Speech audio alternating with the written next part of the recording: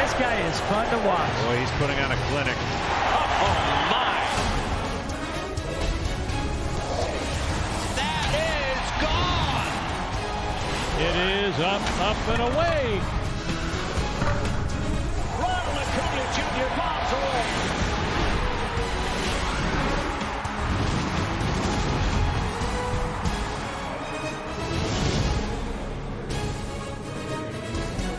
Downtown Houston, Minute Maid Park, the home of the Astros, but for this most unusual 2020 postseason, a part of the so-called Texas bubble, a neutral site for the Marlins and the Braves, one of which will advance with a chance to move on and play for a National League pennant.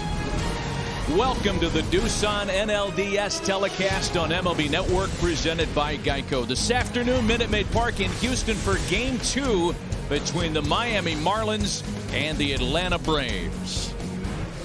Game 1 got off to a high-flying start yesterday afternoon. There were fireworks as a part of the Braves' 9-5 win.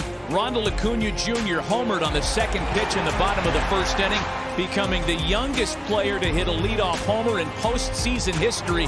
But the fireworks weren't done there. Next time he stepped up to the plate, something that's happened often when the Braves have played the Marlins, Acuna hit by a pitch, order was quickly restored, and there were no further incidents. But it's something that's stuck in the feathers of Ronald Acuna Jr., expressing his feelings via Twitter.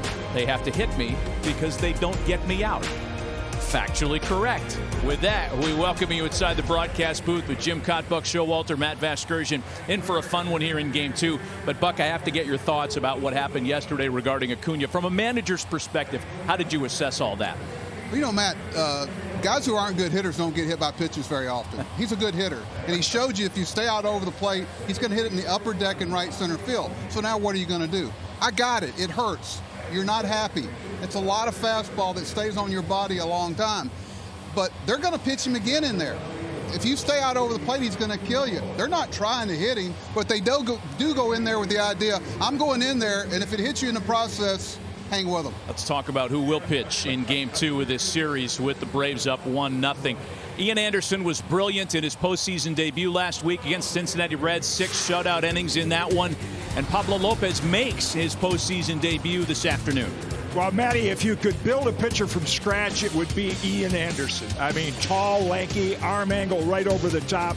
3 great pitches that he can throw for strikes, fastball, curve, change. Pablo Lopez, a live fastball, but a lot of movement to his. He has added a changeup.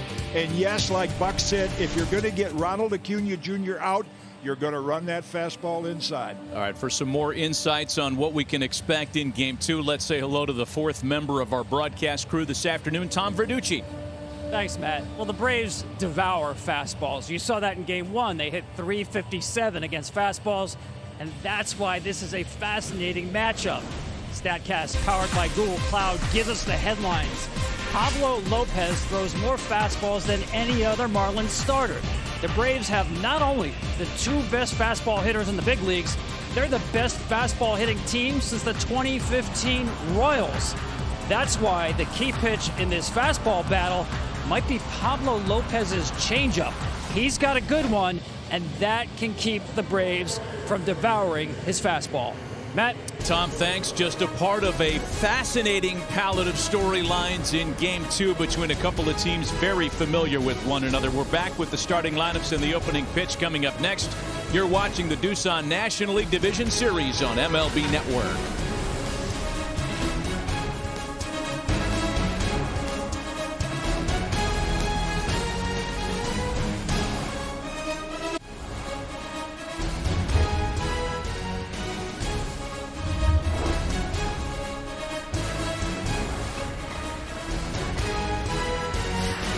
And welcome back to Houston, ready for Game 2 between the Braves and the Marlins. Set for some high-flying theatrics today.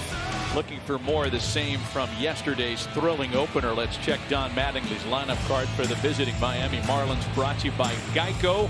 We have highlighted Brian Anderson. Last 7 games against the Braves have been big. Anderson was 3 for 4 with an RBI yesterday, and he is one of only 5 Marlins that have spent the entire season on the Major League roster. It has been a coming and going show, the likes of which Major League Baseball has never seen before. Note Magneuris Sierra in center field for the injured Starling Marte. Had a big day yesterday, 2 for 4 with a double in the loss.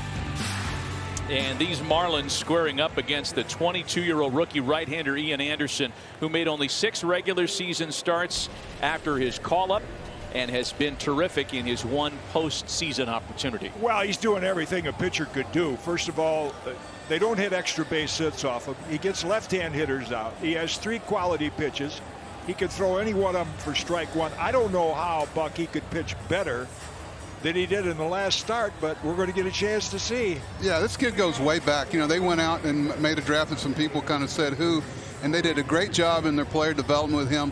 And just like Donnie was saying today, and so was Snitker, they were talking about, unlike a lot of pitchers, this guy got a lot of time in the minor leagues, got a chance to apply his trade. He wasn't rushed to the big leagues. He's got some innings under his belt. It's kind of a blueprint of how you develop young pitchers. Yeah, 377 innings in the minor leagues. Man, that is a lot these days. And it shouldn't be. No. All ready for game 2. Corey Dickerson, John Birdie, and Jesus Aguilar for the visiting Miami Marlins. That balance will switch tomorrow for game 3 when the Braves become the visiting team. Underway is Ian Anderson with ball 1 to Dickerson. Corey was hitless yesterday in the opener, batting 6th. Little different lineup configuration yesterday against the left-hander Max Fried, and it's quickly a ball and a strike. How about this? It's October 7, and it's our first time in a big league ballpark. Well, muscle memory's kicked in, right? It is nice to be in the ballpark in a season that's been defined by calling games from studio locations. We're very happy and rather honored to be among the few people watching this one in person. And it's 2 balls and a strike to Corey Dickerson. Yeah, I was thinking today, when it was the last time I was in a big league park, it was here interviewing for this job. They hired the right guy, trust me. Dusty's had a great year. Well, I think they'd have been all right hiring you as well. A's and Astros in action later on. Astros with a chance to close out Oakland in Los Angeles later today. 2 balls and 2 strikes to count to Corey Dickerson. Well, the Marlins finished at 31-29, and they did so amidst adversity so deep that we really don't have time to chronicle all of it in the beginning stages of this game. We do know that down the stretch they had a bunch of doubleheaders, played very well to get here. 28 games over the final 24 days of the season, no days off. A handful of doubleheaders in there, and the Marlins went 15-13 during that final stretch of games to lock up a postseason ticket. They beat the Cubs as big underdogs in the wild card series, and here they are down 0-1 to the Braves. And a swing and a miss. Ian Anderson starts his 2nd postseason start with a strikeout.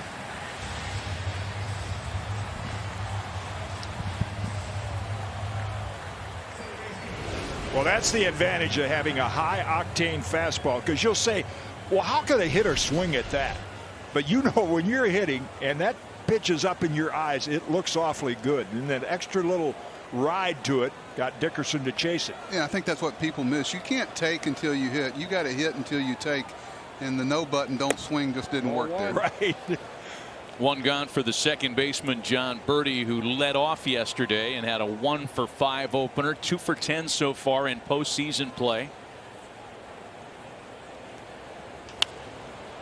You know, not that Atlanta doesn't have them, but what jumps out at me about the Marlins is how many baseball players they have. Exactly. You know, John's one right here.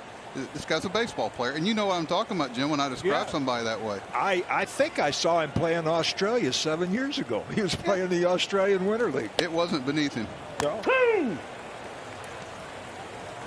You surround yourself with enough guys like this, you can have some fun. There's a real mentality that really fits what the Marlins are doing. Ball and 2 strikes from Anderson, pitching with 1 gone to start the ball game. And he rings up Birdie strikeouts in the first 2 at-bats for Anderson today.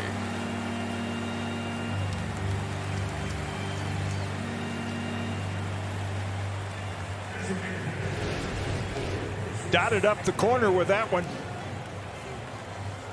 Good job by Travis d'Arnaud. He caught it and then tugged it in just to give the umpire a good look at it. We have seen nothing but fastballs to start the game so far from Ian Anderson, the guy that boasts a plus changeup. His curveball was fantastic against the Reds last week. You know, Matty, Curt Schilling used to talk about how long can I pitch without using anything but my fastball. You know, you're saving your bullets, and he'd like to see how long he could pitch without having to throw anything but fastballs before the offense showed him that he needed to do something else. Yeah, last start against Cincinnati was unusual because he actually threw a lot of first pitch curveballs. Of course, they had a fastball home run hitting team, which they couldn't hit his stuff.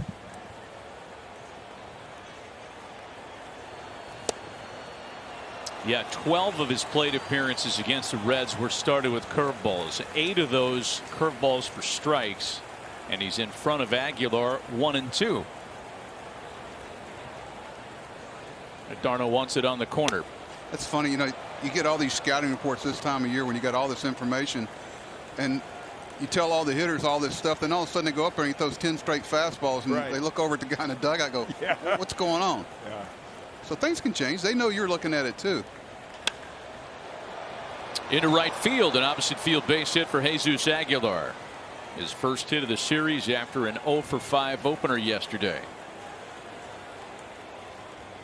Yeah, this is a little different lineup that Anderson will face than the Cincinnati Reds. You see Aguilar take that pitch on the outside part of the plate, hit it to right field. This is a team that'll use more of the whole field, not rely on the home run like the Reds did, or tried to. That's what I love about this time of year, Jim, and Matt, you can get guys to embrace team elements so much easier. You know, it's all about, okay, we need to win a game. We need to score more runs than them in 9 innings. How do we do it? 2-out base runner now for Brian Anderson, who takes a strike. Anderson again 3 for 4 with an RBI yesterday. Those were his first hits of the postseason. The Marlins were able to beat the Cubs without Anderson contributing a single base hit. Their biggest power threat, a team leading 11 home runs during the regular season, and it's 1-1 to Brian Anderson. Yeah, I always felt the #1 rule, Buck, when you get to postseason is forget about what happened during the season between teams or pitcher-hitter matchups, because it's a whole new mentality. Which guys can handle the pressure, and as you said, embrace it.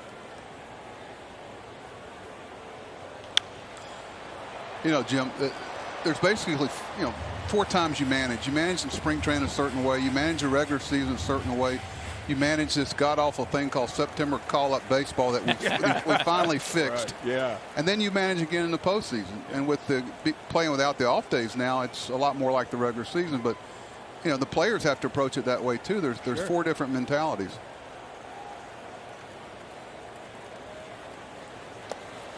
Yeah, it's a great point because in this case they have 5 games to win, not 162, as this year, of course, was 60. Yeah, we're missing 102 games somewhere. Yeah. But it sure beats the alternative. Right. Maybe they'll add some of them next year. Yeah, maybe we'll play 200 next year. I don't think so. 2 balls and 2 strikes to count to Anderson. A changeup that misses inside, but it's fouled away, and it's still 2 balls and 2 strikes. Well, if there's one guy that's been clutch, and of course Buck knows this, it's a game of firsts. First out, first run, first strike, and Marlins have the guy at the plate right now that's probably their best run producer, best clutch hitter. I think he kind of epitomizes the type of players that they've gone after too. He's turned into a really good player. The Marlins really have not hit much in their admittedly short sample size of 3 postseason games, and Don Mattingly is painfully aware of that. They've hit only .218 and slugged only .386 in their 3 postseason games. But the important note is that they won 2 of them to take care of the Cubs in timely manner.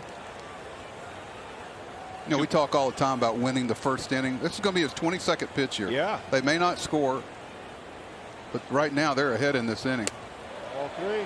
And full count now. And most people, you're trying to expose that underbelly of the non-closer, non-setup reliever, but with Atlanta it's a little different. The guy they bring in the 5th or 6th inning is pretty good, Jimmy. But what Buck is saying is Anderson normally goes 5 or 6 innings, and with an inning like this, the Marlins are probably going to force Brian Snitker to take him out a little earlier than he'd like. See what he comes with for Anderson on a full count. And he loses him on ball 4.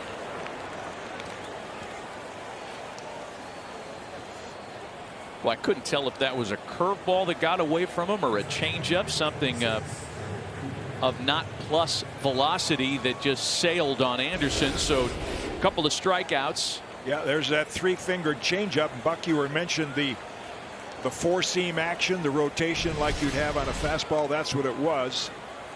Just came out a little early and went high. Yeah, he's one of those rare guys that throws a cross-seam changeup.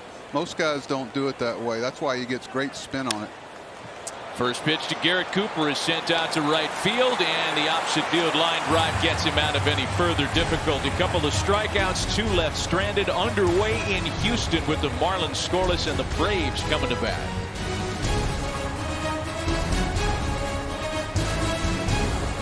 Let's take a look at Brian Snitker's Braves Geico starting lineup for Game 2. It starts with Ronald Acuna Jr. literally and figuratively. Last 6 games against the Marlins have been big. In part explains why he's been hit by a pitch 5 times in 2.5 years against Miami. No other team has hit him more than twice. And Acuna leads things off to begin Game 2 against the 24-year-old right-hander Pablo Lopez, whose last start came back on September 24th. It's been 12 days between actual game assignments for the Marlins right-hander who gets Game 2 today.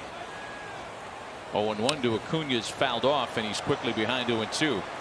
I think that's that new changeup, not new, but better command of it that Tom Verducci was talking about. And nobody keeps the ball at the lower end of the strike zone much better than Pablo Lopez.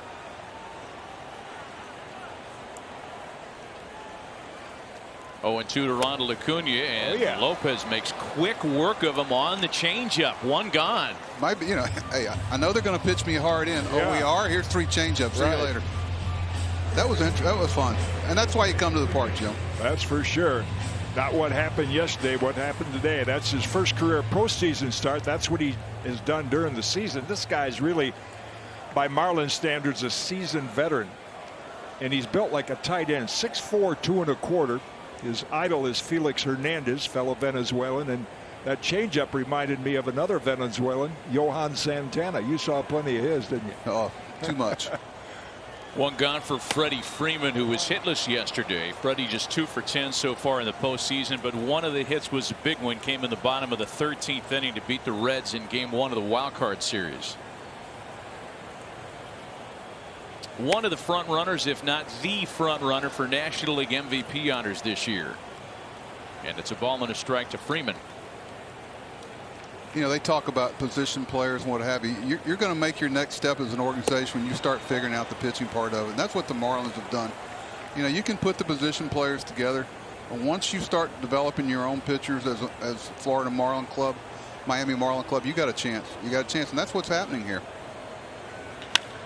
Freeman on a couple of sharp hops for Cooper to Lopez covering for out number 2. I want to ask you guys, Jim, your take on this, and Buck, you as well, on the splits for Pablo Lopez, because they were dramatically different between home and road.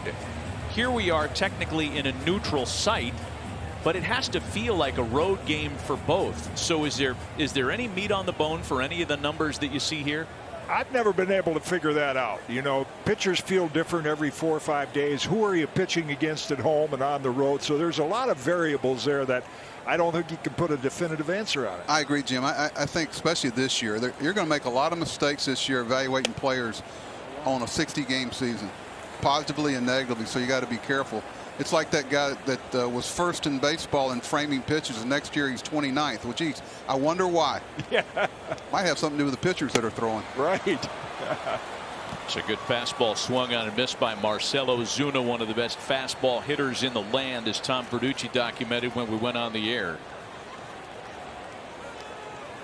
Ozuna, as per usual, wearing out the pull side this year. The National League's home run and RBI leader during the regular season.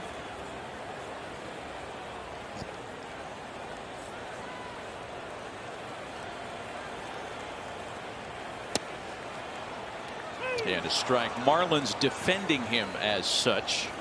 You know, we talked about that yesterday. When you come into a park like this, you're talking about where you're going to place your outfielders, and they decided to cover the gap in left center. It cost them a little bit yesterday. It might not today. You know, in this ballpark, you got to decide whether you want to try to take that big gap out or you want to let them have the ball down the line. There were 2 balls hit to the left of the third baseman yesterday. They got all the way to the fence and guys scored from first on. So today it may work out. Last night it didn't.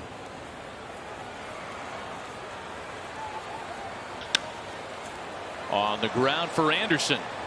Double clutches a couple times, still with plenty of time to get Ozuna, and a neat, tidy 1-2-3 start to the afternoon for Pablo Lopez.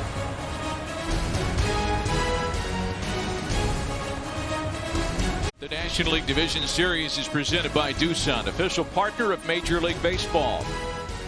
And this MLB Network telecast is presented by Geico. Happy Geico-ween. You could save even more by bundling home and car insurance. Jim, you're laughing like I just made that up. That's what it says right here. Okay. Geico-ween. Happy early Geico-ween to everybody. Scoreless after just an inning.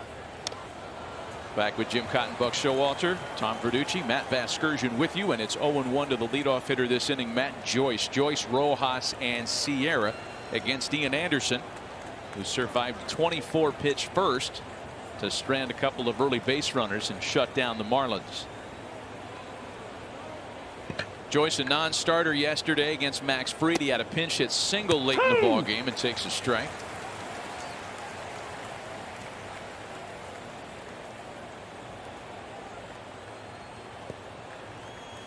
Just 6 regular season starts before making that first postseason assignment Thursday.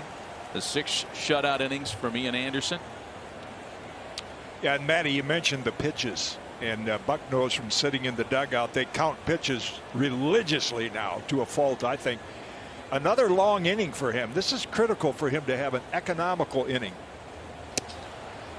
Off to a good start as he strikes out Matt Joyce. You know, Jim, I'm always leery of that guy. I go, hey, how you feeling? He goes, well, how many pitches do I have? Yeah, right. What comes first? You're going to tell me, or are you going to base it on how many pitches you thrown? Now, Buck mentioned a while ago the cross-seam fastball. Now, if you follow baseball, pitchers throw with the wide seam, which is cross-seam, narrow seam, sinker. So change-ups from Anderson look to the hitter fastball like they're a cross-seam fastball. At no point until it's about 3 feet in front of the plate, you realize it's a lot slower than his fastball. Here's Miguel Rojas now. Homered yesterday in the loss and takes strike 1. And perfecting his craft in the minor leagues about, okay, this works, this doesn't work. He throws every one of his pitches out of the same window. If you look, because I would always talk to hitters, what does he present that's not cookie cutter? You know, you got to be careful about straightening guys out too much and take away their deception. You know, a lot of times I'll see guys go, oh, we got to get him doing this, doing that. Wait a minute, he's doing real well. Let's let him fail first at this. I like that. He only threw 3 of them in the first inning. That is his best weapon without a question. Opponents are hitting 94 cents against his changeup this year. Ground ball for Swanson at shortstop, 2 away. 5 for 53 with 22 strikeouts are opponents against Ian Anderson's changeup. A reminder, download the new Rally app presented by BetMGM, where you can make live predictions on every at-bat in today's game for a chance to win up to $2,000. Go to MLB.com/rally to play along with today's Marlins-Braves game at home. That's betting? It's the Rally app. You know, Jim, I used to come out of the office late at Yankee Stadium, and some guy would jump out of the parking lot and start peppering me about pitchers that are pitching and this and that, whatever. I never could figure out what it was about until finally he was betting on the games, and he was going through me on their health. Magneuris Sierra takes a strike, and it's a ball and a strike to Sierra. Playing center field in place of Starling Marte, who is not on this postseason roster. Sierra had a couple of hits and a double yesterday, plus speed, and where there was some speculation as to who would play center field in the absence of Marte. A lot of people locally thought that maybe John Birdie would go out there.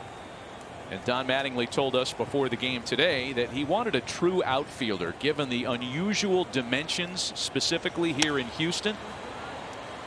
Buck, this is not a garden variety outfield to play defense in. No, they helped it, I think, taking out the center field hill they had out there. It made it a little more conventional, you know. Ball's out of play, but they it's tough for a visiting club to come in here and know some of the caroms and some other things. You just try to defend the balls that you should be able to defend. Atlanta's a very good defensive club. You can't.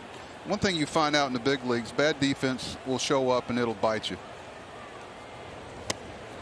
And a wave and a miss by Sierra. 4 early strikeouts for the rookie right-hander. A couple of scoreless innings have started the afternoon. We go to the bottom of the second. No score in Houston. You're watching the Doosan NLDS telecast on MLB Network, presented by Geico.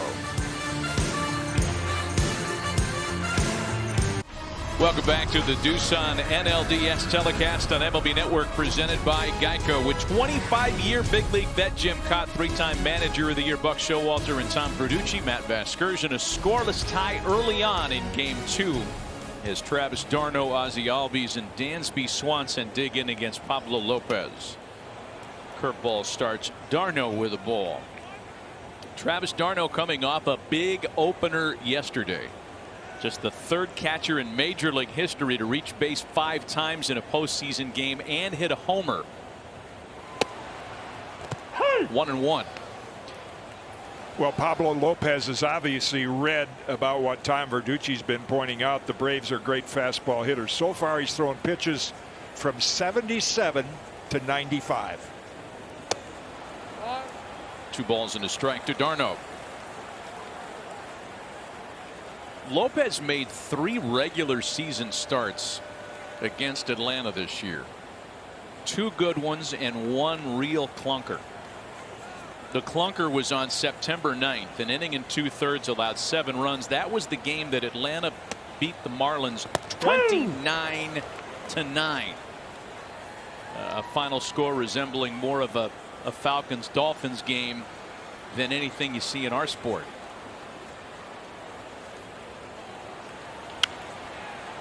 Still 2-2. It was that one game that has kind of skewed all the head-to-head numbers between Atlanta and Miami. If you look at the numbers collectively, you'd think that the Braves whacked the Marlins all year. Really wasn't the case. The Marlins represented very well against Atlanta, a team that has dominated them the last number of years. Full count now.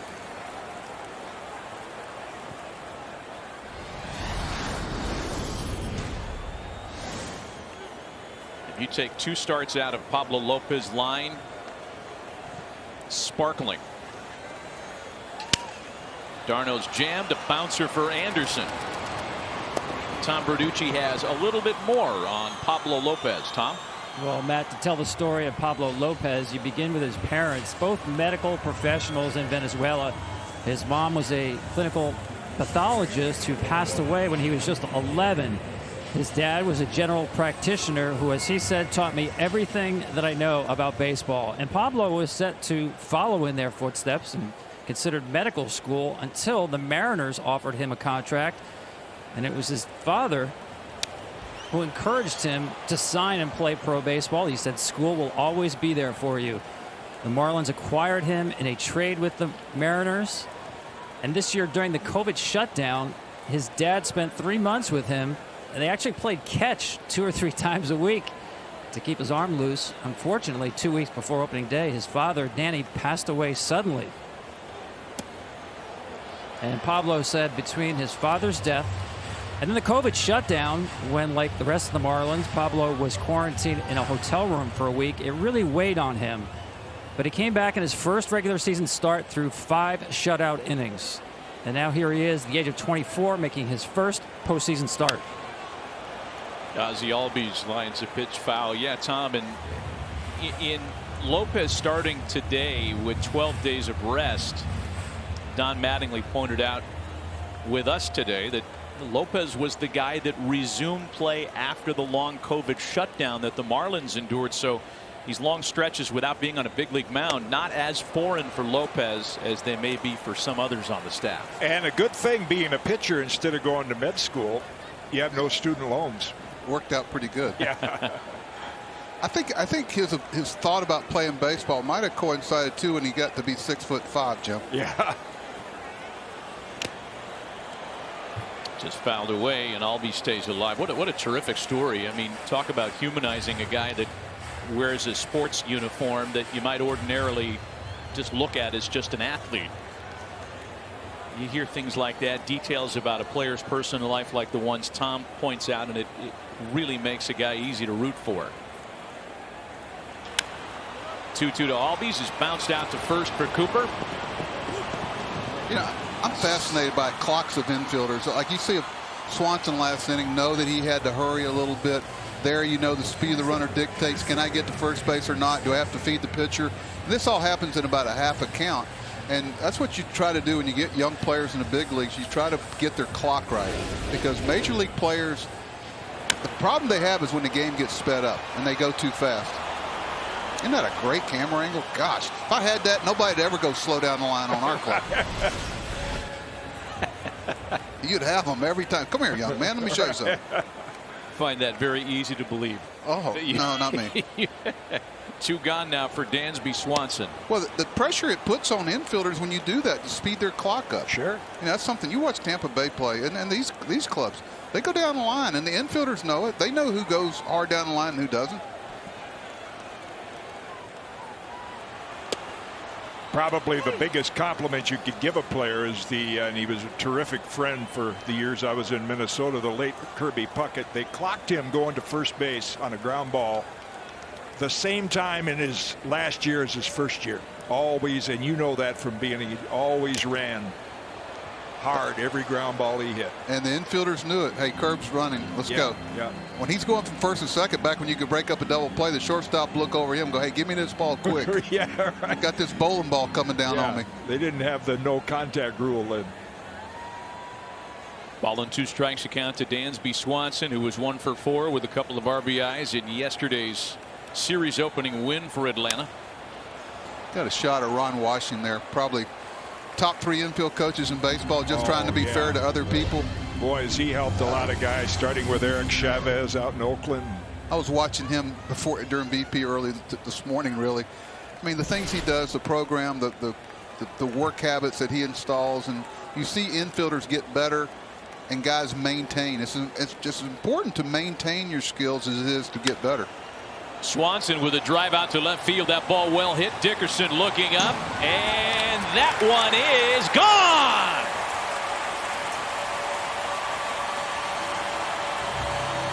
Second of this postseason for Dansby Swanson.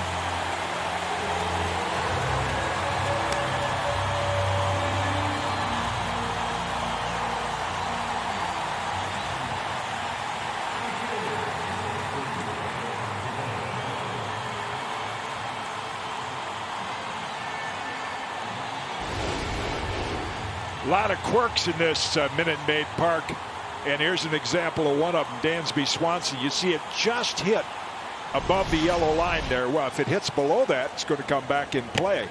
So he got most of that one. You think so? I mean, that's hit out of every park in the big leagues.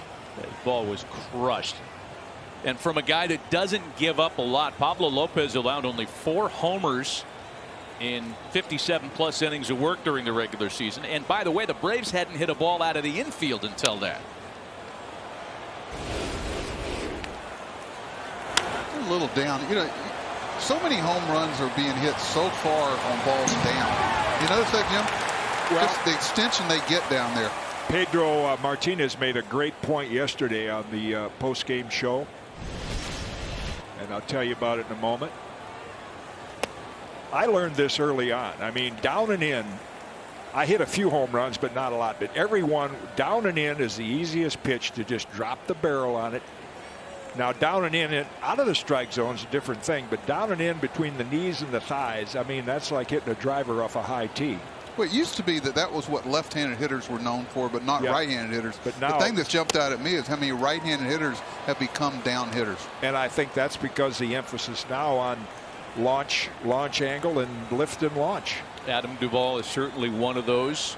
2 balls and 2 strikes to the Atlanta left fielder. Homered in the wild card series, his only hit of the postseason so far. I love how they changed the terminology and the phrasing of things that years ago were just the same thing as they're talking about now. There's more in common. You know, you were talking about one today. What was it? Well, there's tunneling. Yeah, and you called it. Well, just you want the ball come out of the same arm slot. Yeah, or the same window. Yeah. There was another one. You know, the contact to damage ratio. I used to listen to guys hit. Hey, who's that guy hitting over on field 4? He sounds real hitterish. Yeah. Oh, that's Manny Machado. Oh, yeah. Okay. I bet he can hit a little bit. Full count, 3 balls and 2 strikes to Adam Duvall. The ball makes a different sound. You know, you listen to the ball come off Swanson's bat. When you hear that sound, that clean click, you know a guy's got a chance to hit for some power in the big leagues. We got a little confusion with the count as home plate umpire Dan Bellino informs both dugouts. It's 3 balls and 2 strikes. 2-out homer by Dansby Swanson breaking open the scoreboard this afternoon. Payoff pitch home to Duvall. Did he check it? Yes, he did. That's ball 4 to Adam, but he's still standing in the batter's box. Maybe we were wrong on the count. Maybe that was 2-2. And apparently that's the case because Duvall's still in there. Matt, they didn't tell you that's another thing they changed with the rules this year. Duvall sends a ball out to right field. That one's got a chance. Joyce back at the wall, and he makes the catch just in front of the fence. Fly ball revolution. It's a real thing. Better than Dance Dance Revolution. Dansby Swanson goes deep here in the bottom of the second, and the Braves are on top 1-0.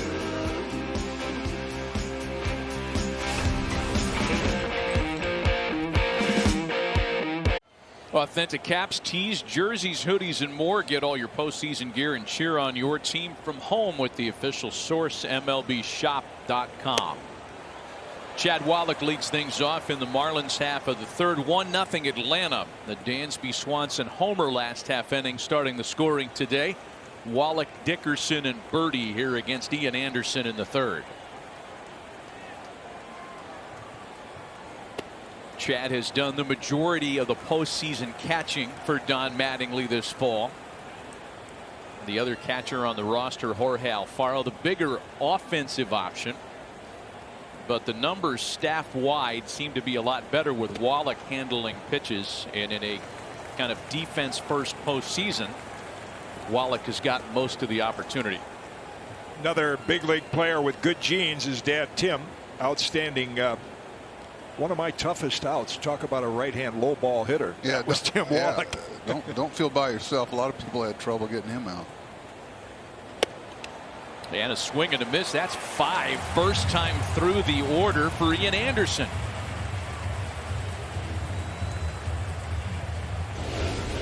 You could tell the difference between the first inning and now. See that spin on that ball. That was a little, looked like a 2-seam fastball moving back in the narrow seam. But and you see how everything looks the same. It's out of the same slot, same spin, except for the breaking ball. Right. You know, the pitch recognition is really hard on this guy. Back to the top of the order now, Corey Dickerson, who struck out in his first try today. So you can see the draft status right play out before your very eyes. Anderson was taken 3rd overall in 2016, and by the way, it was a notable choice because his selection made him the highest drafted right-handed pitcher in Braves franchise history. Not to mention, he was just one of 6 high school right-handers to be selected with a top 3 overall pick in the last 30 years.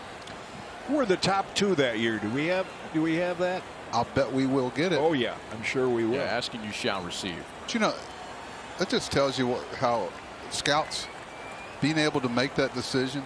I mean, you've got a multiple top 30, 40 players in the country. And somebody pounds the table and says, okay, this is who we're taking.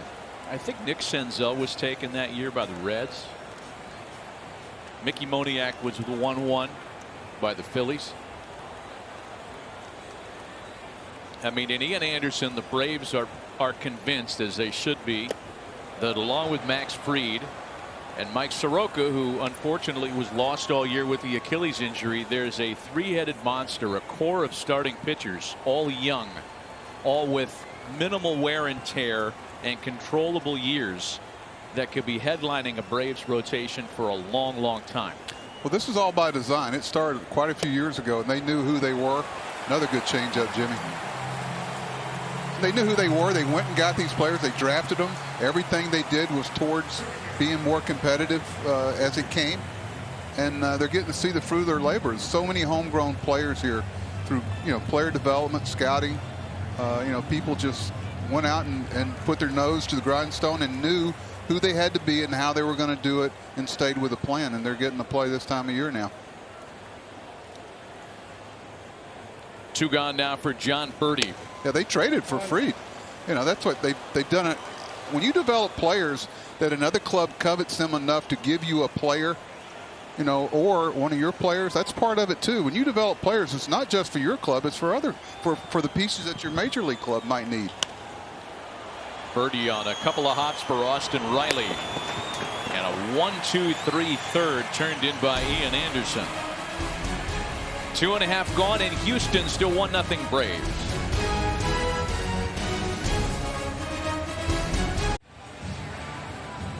Next season, 1 in 5 kids in the U.S. may not be able to afford to play Little League. Text Little League to 313131, and T-Mobile will donate $1 to their Little League call-up grant program so our kids can keep playing ball. 1-0 Atlanta. Bottom half of inning number 3 for Nick Markakis, Austin Riley, and Ronald Acuna. You got a little something on Nick Markakis, don't you, Buck? You kind of know him rather well. When they were trying to start putting together certain type of players they wanted to be about, signing Nick Markakis really helped them do that. And Nick's not a guy that's going to show you how verbal he is every day, but his actions back it up. One of my favorite players I ever had. Just a consummate pro, but doesn't take himself too seriously. Very quiet, funny guy, but not, he's not going to show it on his sleeve. Competitive, loves to win, and cares what his teammates think, and understands the weight his words carry. That's the real mark of a leader. Strange year it's been for Nick, initially choosing to opt out because of concerns over the COVID pandemic. Then he decided to come back and play. Then he was actually put on the COVID reserve list for fear that he might have been exposed to the virus, when in fact he was not. Strange year for him, kind of uneven in terms of playing time, and it's led to just a .254 batting average for a guy that has a lifetime mark much higher than that. He was a guy that people could get a hit off a good pitcher late in the game.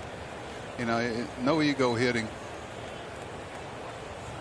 That's a great stat that I don't know if they can keep with that. I mean, I played with great hitters like Tony Oliva, still the only one to win a batting title his first 2 years. But you had those guys that you knew. Lonnie Smith with the Cardinals. When ducks were on the pond, that's off a good pitcher. Have good pitching. That's off the fist and into the opposite corner for Nick Markakis. Takes a tricky carom for Dickerson, turns into an easy leadoff double in the Atlanta third. When Nick came out of college, there was a lot of talk with the Orioles whether he was going to pitch or play the outfield. He had a big time left-handed arm. Like I said, no ego. Yeah, I'll take what he give me. In on the fist, and he fists it out to the corner. And like you said, with the Miami outfield playing the gaps, that's an easy double once it heads down the line.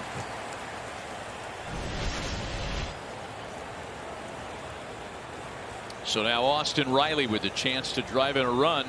Leadoff hitter at second. Jim, here's where the game's changed, and I'm not saying for worse or better. I was going to say it when I saw that swing right there. I mean, he's hitting worse. You know from a manager. Is he hitting fourth or third today? Yeah. But it's not their fault. No. No, I'm not. Believe me, it's the way. It's okay.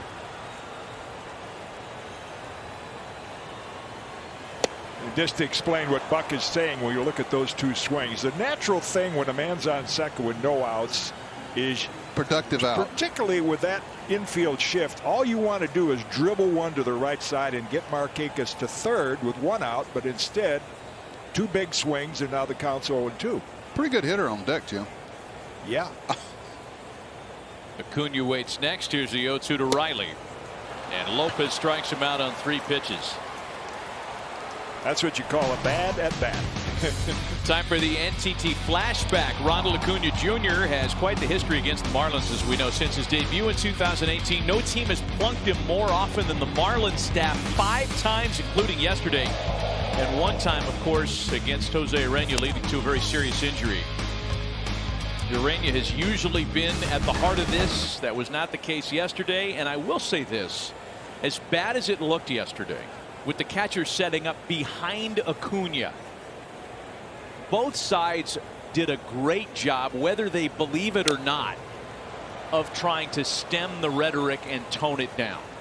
Don Mattingly, Brian Snitker, everybody agreeing publicly, at least, that there was no intent there. They're just trying to pitch him in, and it got away. Well, they've had some practice addressing it. Okay, you know, it's happened quite often, but it's going to happen. His first move is into the plate. Yeah. And it's just, what are you going to do? Just stay out over plate and let him pound you? I mean, you put yourself in the pitcher and the pitching coach and the scouts that are talking about how to pitch him. This is what they're telling him. Now, Lopez has not thrown a pitch in the 90s to Acuna yet. Change up, little 2-seam fastball down. Yeah, struck him out on a changeup to begin the bottom half of the first. Markakis doubled to open the inning. Riley struck out on 3 pitches. The 0-1 pitch is in for a strike, and it's 0-2 now. Looking for the local and got the express there. Breezed it by at 95. This guy can pitch. 6 for 16 this postseason. Really big career postseason numbers, and when you say career, it's one that began only 2 short years ago. Acuna Jr. is off to a like a Freddie Freeman-like beginning to his career, in that when Freddie debuted, the Braves went to the postseason 3 of his first 4 years, and then there was a kind of a valley that the Braves would prefer not replicating in Acuna's time with the team. But man, when you're treated a postseason play right at the start of your career as consistently as a player like Acuna has been, what a privilege. And Lopez strikes him out again. Just a tick under 90, and what that's saying when we talk about the different miles per hour, Pablo Lopez is more than just a hard thrower. He's got movement, he's got late movement, he's got change of speeds. You see how the bottom dropped out of that one? That may have been the changeup, even though it registered a little. See the side spin on that ball. Nothing like late movement. Went to the hitter, it looks like it's going to be knee high. Boom, bottom drops out. It's going to be up to Freddie Freeman now with 2 out. You know, that's part of, you know, you look at the CEO of the Marlins, Derek Jeter. When he first came to the big leagues with us, we were in the playoffs for the first time in a long time, and he said later, he says, you know, I thought that's what we were supposed to do every year. It was just a mentality that's what we did in October. And I think, you know, it bodes well for Acuna that okay, I'm up here in the big leagues. This is what the Braves are supposed to do. You'd love to expose that to them early. Of course, in Derek's case, that's what they did. He had a little something to do with it too, huh? He sure did. I'll tell you, the 98 Yankees team might be the best all-around team I've seen in the last 25, 30 years. You know, we kept him with the club in '95 just to travel with us in the playoffs, and he told me later, I said, you know, if I catch you guys out Posada running around, run the streets in New York, you're going to be back in the Instructional League so fast to make your head swim. He said they didn't go out of the hotel for the whole time up there. They were scared to death. I felt bad. Not really. Ball and a strike. The count to Freddie Freeman. You know, the Braves during the regular season led all of baseball with 68 hits with 2 out, runners in scoring position, and Freeman was a big part of that success. Leadoff double, strikeout, strikeout.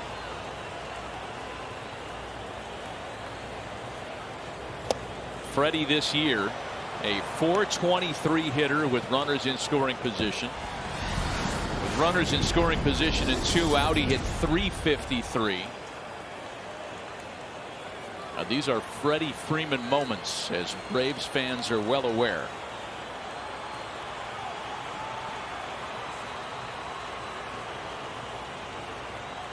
Trying not to strand a leadoff double to 1-2. And Freeman hits it on the ground. It's smothered by Birdie to his feet to first to save a run. A fantastic play by the veteran John Birdie. Braves are turned away despite a leadoff double and because of some great infield defense by the Marlins.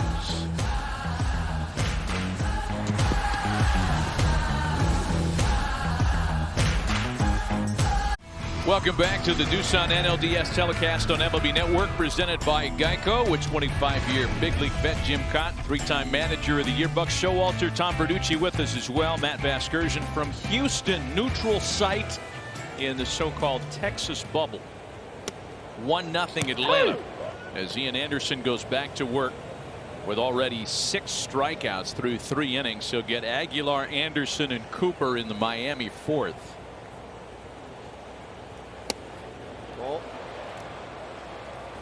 Anderson shaping up like a lot of great pitchers have been. The old expression, Buck, get him early or you don't get him. He's cut his pitch count almost in half since the first inning, and his percentage of strikes are up to like 70%. So that seems to be so true. And I understand that starting pitcher, you get the feel of the mound. It's a mound he hasn't pitched on before. Sometimes it takes you a little while to find your control. I tell you what, with young pitchers, they give hitters too much credit sometimes, and you'd like to invent something that says, I want you to go stand in the box and hit off yourself. Yeah. And realize how hard this is. Yeah. And I want you to look at what your changeup looks like and your curveball looks like and why it needs to come out of this window as opposed to that window. Let's invent that, Jim. Yeah, I could as a matter of fact, I think that's been a truism in baseball for years, is pitchers give hitters too much credit and hitters give pitchers too much credit. They think. I used to tell them, they ain't that smart, pal. Right. They're not as smart as you. You're out thinking them. See it and hit it. Find the catcher's target and try to hit it with a good pitch. Well, the best pitch for Ian Anderson, as advertised when he arrived, was the changeup, and that's been the case today for sure. First 3 innings, he threw 12 of them, 8 for strikes, 5 whiffs as Aguilar pops in the infield. Freeman on the mound, 1 gone. Here's a look at those strikeouts, Matt, from Ian Anderson. High fastball that Dickerson chased to start the game, and then something low around the knees. Good changeup there in a perfect spot, low and outside. You can see a combination of the high heat and then the pitches under 90 miles an hour with a little movement to them. Boy, I'd like to have a changeup at 88. It hit me, Jim. If you really got one day to find out who your leader is in the infield, take a machine and pop the ball up and have it land on the rubber and have all 4 guys see who calls it. Right. See who doesn't. You see Freeman come in and take control of that. And that's an extra base hit into the corner off the bat of Brian Anderson as he waited out a breaking ball, and the Marlins have a 1-out base runner in scoring position in the top of the 4th.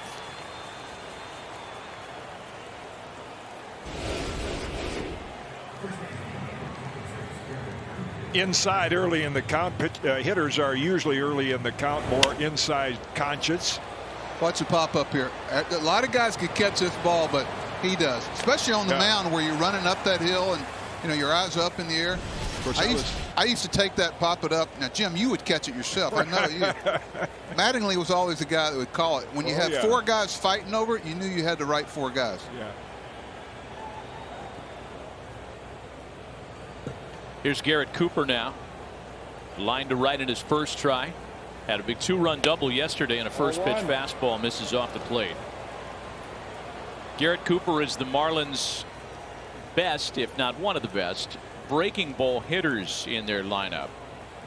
And we'll see how aware of that somebody like Anderson would be.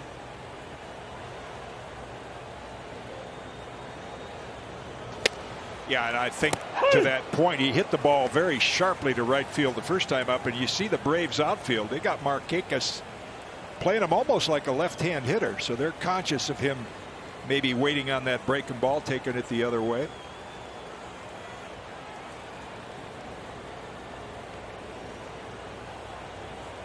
He lined him out with the curveball that first at bat, and it's 2 balls and a strike now to Garrett Cooper. Very unique field here. Probably the fastest natural grass field in baseball. I mean, this is like playing on the old turf sometimes. It's so fast. You know, playing inside, maybe it's kind of tough to get it real thick. But with that club Houston has, the ball gets to outfielders very quickly and infielders. And one of the things with the new parks finally manicured that we pitchers don't like is that it's very firm in front of home plate. I always like to have that watered down muddy, so when the ball hits there, it just to the shortstop. Now it bounces into the outfield. Did you just give up a trade secret to your 16 gold gloves? One of the biggest things Jim had got going for him was his position he was in when he threw the ball. I mean, he became an infielder. Nowadays, you may see 12 pitchers, maybe one of them's in a good fielding position. And it's not their fault. They're chasing this velocity, and it's hard to get in good position. Right. I didn't have that velocity. You had enough, Jim. Okay. 3 balls and a strike to count to Garrett Cooper. Anderson aboard with 1 gone. Just a second runner in scoring position in this game against Anderson, and it's now full count. You know, we had a couple plays last night. You very seldom ever see a ball go to the left of the third baseman and get all the way to the fence. This scored a run from first base, mostly because the Marlins are playing their left fielder over in the gap. See where he is? This is a ball, you never see this ball go through the 5-6 hole and go all the way to the fence. Actually cost them a couple of runs yesterday, but today they might get a couple outs there. That's part of the chance you take when people tell you how to defend this ballpark. 3-2 pitch is hit in the air out to shallow center field, and medium center is where Acuna makes the catch, and Anderson's got a hold at second. That's different. When Matty said he's got a hold at second, usually with 1 out you go halfway, don't you? Yeah. The runner goes halfway, so just in case he drops it, you could score. That's why they call them jicks. The guys that come over from the other complex to play in the game, they call them jicks just in case. That fits a lot of different things. Right. Brian Snitker had a great description of them today. What do you call them? Fence jumpers. The guys that jump over the fence and come play in your game. Right. I'll tell you what, you can find some really good players with those fence jumpers. Jumping from the minor league complex to the major league complex. What a story he is, Brian Snitker, and I know you appreciate. Great path. Yeah. I love the path. People ask me about Brian. I go, Brian's got a great path. When people say, I bet you've never seen that before, he goes, oh yeah, I was in Dominican, I was in Puerto Rico, I was in Instructional League, I was in rookie ball. His path has allowed him to have the right amount of sympathy and empathy. There's a fine line between. A lot of coaches forget how hard the game was to play and how bad they were on a given day. 0-1 the count to Matt Joyce, trying to pick up a 2-out now base runner at second, and Joyce sends a fly ball into left. Swanson, Riley, and now Duvall to retire the side and strand that double. So a leadoff double stranded in the bottom of the third, a 1-out double stranded here in the top of the fourth, and it's still 1-0 Atlanta. The first of 4 division series games in baseball. A's and Astros. Houston trying to close out Oakland. Jose Urquidy and Jesus Luzardo trying to stave off elimination for the A's. Charlie Morton and Masahiro Tanaka later on TBS. And then the late game on FS1, Zach Davies and the Padres looking to get even in their series with Clayton Kershaw and the Dodgers. Great division series action all day long. Here it's 1-0 Atlanta.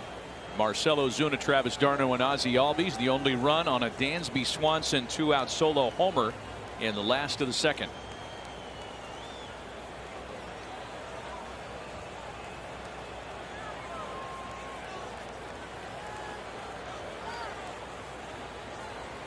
Oh, and 1 to the former Marlin, Marcell Ozuna. Signed with the Braves on a 1-year deal when the negotiations to bring back Josh Donaldson took too long.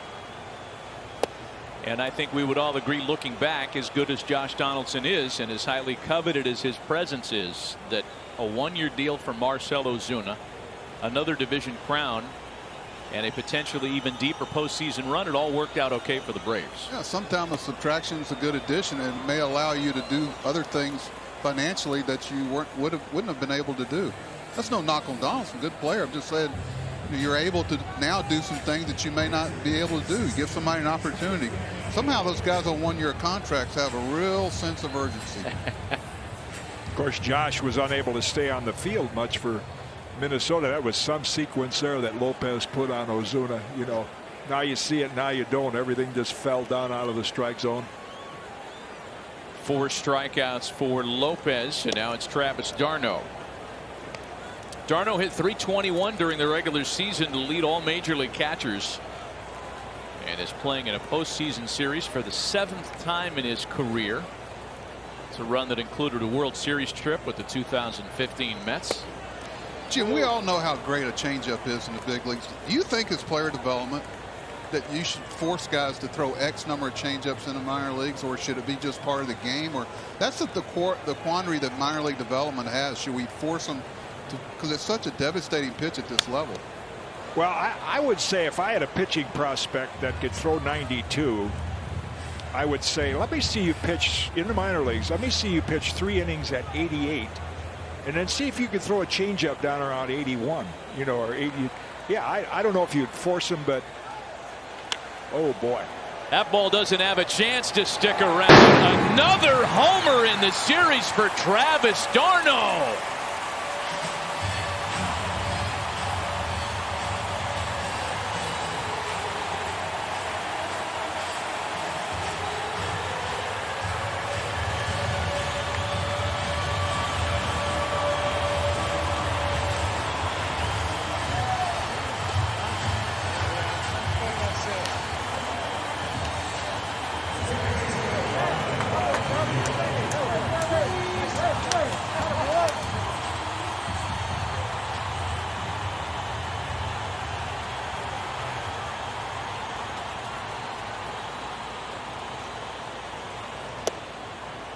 We talk about how infrequent it is for Lopez to get touched up with homers. That's the first time he's given up multiple home runs in a game since last September.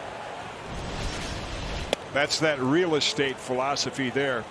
Location, location, location, and that changeup, the one to Ozuna, down below the knees, strikeout. That one just kind of hung there about bell tie and said, here, hit me. And d'Arnaud did. This guy's becoming some kind of a postseason player. Oh, I mean, let me tell you. Mets released him, didn't they, like 5 years ago? They did. Mets released him actually last May. He was signed by the Dodgers, played 1 game. They traded him to the Rays for cash considerations, kind of a throwaway deal. And from there, the Travis d'Arnaud kind of comeback story began, because he turned into a completely different hitter in his time in Tampa Bay through where we are right now with the Braves. You know, every time there's a ball hit in that hole, that 3-4 hole, you're used to going. Let's take another look at this first. That's a lot more. Listen to the sound. Hey. Ouch. You know what I think of every time I see the fans out there in the cardboard? What is that thing at the state fair where you throw the ball and knock over the dolls or something? Yeah. I'm waiting for one of them just to kind of go down and bounce back up. Well, you know, Andrew McCutcheon was playing catch with one of the cardboard fans, and he hit, I think it was a young fan, and found out who the pitcher was, and he sent him an autographed ball. Exactly. Yeah. That sounds like Kutch. 2 gone for Dansby Swanson. No, I was saying is, you know, you see ball hit in the 3-4 hole that we're all used to seeing it come off the bat and you go base hit, and even the fans start yelling. Then all of a sudden they realize there's a guy out in short right field. Matt, what do you want? What do we want to do about this? I want to get rid of it. I know what you want to do, and I to what little support I could lend, I back you up on it. We'll talk about it a little bit later on. Into the shift, we'll give you a little hint, goes the Swanson line drive. Into the night went the swing by Travis d'Arnaud. I guess it's still daytime out, so there's a problem with that metaphor as well. Anyway, second solo shot of the game for Atlanta, 2-0 Braves.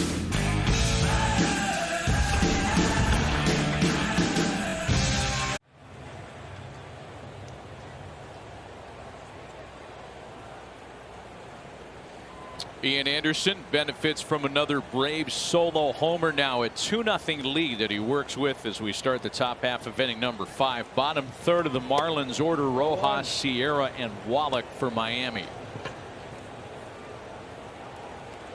Miguel Rojas again homered yesterday. Grounded out in his first try today. Quickly became a Don Mattingly favorite. And we're not talking about here in Miami. They go back to the days that Donnie managed in Los Angeles. And Rojas was trying to establish a foothold as a utility player. Donnie telling us before the game they used to call him all glove no bat guy. Well, that no longer applies. He's a complete player. Buck can relate to that with players. I remember even Whitey Herzog managing in the minor leagues telling me that, yeah, they tell me these are my prospects, and then he'd find out really the non-prospects could play better than the prospects. And I guess that's the case for Rojas. Well, I just think that the Marlins have done a great job of assembling baseball players, just guys that get the game within the game, you know. And you know, when your manager says, listen, they've all got you typed as a utility, this and whatever, I think you're better than that. You know, you're gonna get an opportunity here. Some guys embrace that and run with it, and it really means a lot to them. I think Rojas is a great example of that. Made himself a much better hitter. Chase rate lowered each of the last 3 years, below league average this year. Hey. Come on back, a full count now. He already took off the pad. That's another thing that's changed a little bit, Jim. How close would you have to get the next pitch after that? Yeah, umpires do. Oh, yeah, that was a touch low, but yeah, umpires, of course, we never had to take off the protective gear, didn't wear it, but yeah, that Anderson got the benefit in the Braves of that call. They're like players, not perfect. Hard job, really hard job. And I think today, with the electric stuff that a lot of these pitchers have, I mean, they got less time and there's more pitches. I mean, we were basic fastball, curve. Now you got fastball, cutter, slider, change, you know, all these different pitches that the umpires have to be aware of. 7th pitch of the at-bat. And Rojas strikes out on it. The National League Division Series is presented by Doosan, official partner of Major League Baseball. And this MLB Network telecast is presented by Geico. Happy Geico-ween. You could save even more by bundling home and car insurance. Seven strikeouts for Ian Anderson. Punched out 9 over 6 scoreless innings against the Reds in the wild card series on Thursday. And here's Magneuris Sierra. Sierra was a strikeout victim in his first at bat. Good idea if he tried that on purpose. He reminds me a bit, Buck, of a player the Marlins had years ago. Yeah, well, exactly. I was thinking the same thing. Yeah. You look at Freddie Freeman here and what he causes him to play at. If Freddie has to move to his right at all, he's going to the bag. What he can't do is chase this bunt to his right. He's got to go directly to the bag because you're not going to be able to get him if you vacate the position. You know, anything that firm, the second baseman is going to be able to get to. But if Freddie goes to his right, he's safe every time. The pitcher's got to chase this ball. He can't go directly to the bag because that feed doesn't get made in time. I know it would take an extra good jump, but I always told my first baseman like Don Mincher or Keith Hernandez, I said, you go to the ball. I will get to the bag as quickly as I can. And Jim, you're one of about 1,000 that could do that because your delivery allows you to do that. For Freeman to step to his left to make a routine play of it. 2 gone. Let's check in with Tom Verducci. Well, Matt, watching Ian Anderson throw that 3-2 changeup to Miguel Rojas, hard to believe that's not a pitch he had in high school when the Braves drafted him. What they saw was a fastball curveball pitcher, 90-91, pitching in the Albany area of upstate New York, where, let's face it, those spring baseball seasons hard by the Mohawk River are pretty short. But what they saw was just really good mechanics, competitiveness, and very cool demeanor. They kept comparing him to Mike Mussina. So they used their number 3 pick overall on Ian Anderson, and his first year in the minor leagues, they gave him that changeup. It looks like he's had it all along. Boy, he's thrown 18 today, 16 for strikes. And Tom, he is picking up right where he left off Thursday in the wild card series. 5 scoreless for Ian Anderson, still 2-0 Atlanta. Call the shots during the postseason and compete for cash prizes with MLB Rally, a new free-to-play game where you make at-bat to at-bat predictions in real time. Download the Rally app today. See official rules at MLB.com/rally. And if you were going to play the Rally app for Adam Duvall, the feast or famine choice would likely be in front of you, because Adam will strike out every once in a while, but he will also go deep a lot, as he did 11 times in September to lead Major League Baseball. And he's the perfect profile of today's hitter. Yep. 40% would be, or 38% strikeout, walk, home run. There were 10 3-homer games in Major League Baseball this year. 2 of the guys to do it are on the field. And Adam Duvall actually did it twice. In a 60-game season, he had 2 3-homer games. One against the Marlins, and that one kicks off Anderson's glove. Duvall is aboard to open the home 5th. Yeah, it's a critical error for a couple of reasons. As you see, it looks like it hit off the heel of Brian Anderson's glove. That in between up didn't really, footwork so important to an infielder, and he really didn't have his feet set there. You see it catches the heel in his hand, because now as the Marlins go into the shift for their infielders, but with Markakis, they got the hole open between first and second and an acre of ground to left. I tell you, I don't get it, but you talking about a great hit and run guy. Markakis could do it in his sleep. I'd have a hard time giving him that much room over there. Yeah. But well, his last hit went that direction. Well, I think the other issue with the shifts is that you've got to practice the base coverage. You got to practice the different angles. You know, this is different for a lot of guys that get, you know, to this level. You've got to practice the double play from this alignment. It can't just be something that shows up during the season. I think a lot of times too, when you shift like that, it tells you a little bit how they're going to pitch you. Yeah, like that was inside. Yeah. The first pitch was outside. I know there's a lot of talk about, you know, hitters just aren't accustomed to doing that. But I remember asking Tito Francona a couple years ago, do your hitters in batting practice just take 1 or 2 rounds and try to hit it the other way? I don't know that they work on it that much. They do in spring training. About game 10, it goes away, and everybody's trying to hit it over the shift. Ball and 2 strikes to Nick Markakis. So Matt, what's your thought on the shift? Well, what would you do? It was a perfect segue back to that. I would do what I heard proposed initially by you. Wait a minute now. Which is, you got to have 2 infielders on either side of the second base bag, and do whatever you want with them. Everybody's foot has to have 1 foot in the dirt for everybody, right? So you can't put the beer league rover out there in short right.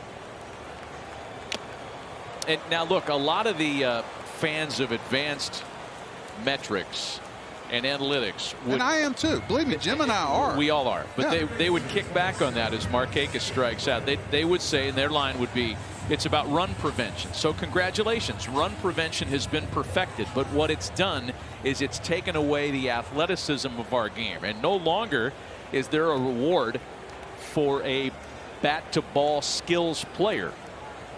Tony Gwynn and Rod Carew were outliers. They'd be able to hit into or out of any defensive stunt you ever created. Oh, Tony Gwynn.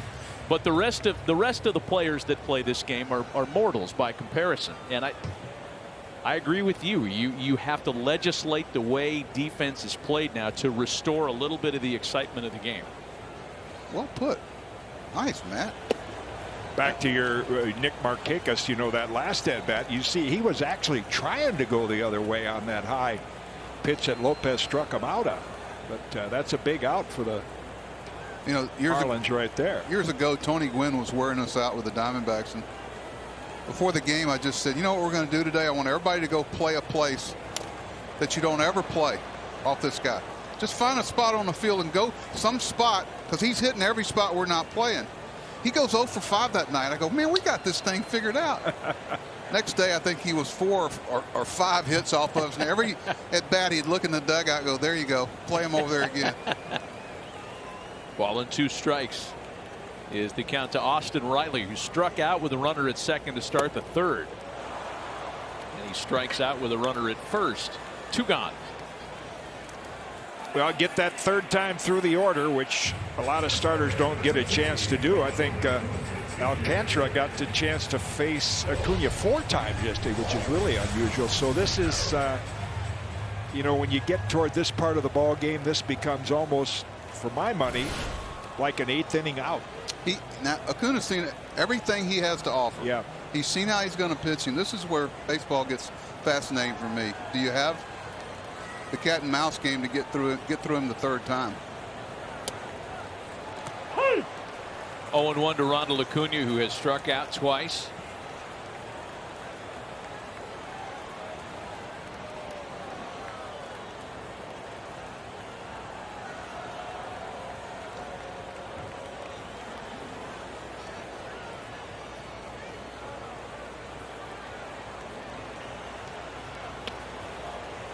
Acuna's postseason numbers, and again we talked about how he's played in the postseason now, or the Braves have played in the postseason in each of his years in the big leagues. 17 for 49 with 10 extra base hits. He has set a Braves record for most extra base hits in a player's first 50 playoff at-bats. Previously held by Hall of Famer Chipper Jones and the great Fred McGriff, who had 8. You can see the wheels turning. This is a body language thing you see from the dugout. I keep waiting for that high fastball to come. Maybe Acuna does too, but that's the one plane he hadn't hit yet. 2-out runner at first in a 2-0 Braves lead. That was it.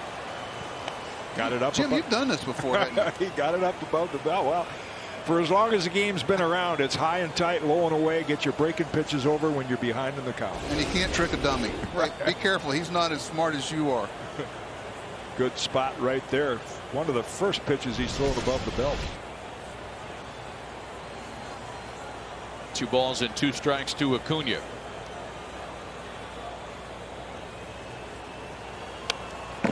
Boy, he's made some good pitches. Yeah, I'm telling you. And you know, the catcher's sitting in there, and hitters can feel if you move too fast, too early, they can feel you move in on them. But if you can't defend it, it doesn't matter. And as you see by the graphic, he's not easy for anybody, particularly the Marlins, to get out. He's a smart hitter. I tell you, you can tell he's taken the bats that he's had and trying to make an adjustment to the pattern. Braves were 5 for 13 with 2 outs yesterday, and Acuna's now run to a full count, 3 balls and 2 strikes. Atlanta as a team during the regular season hit .254 with 2 outs, and that was the 5th highest average in baseball, believe it or not.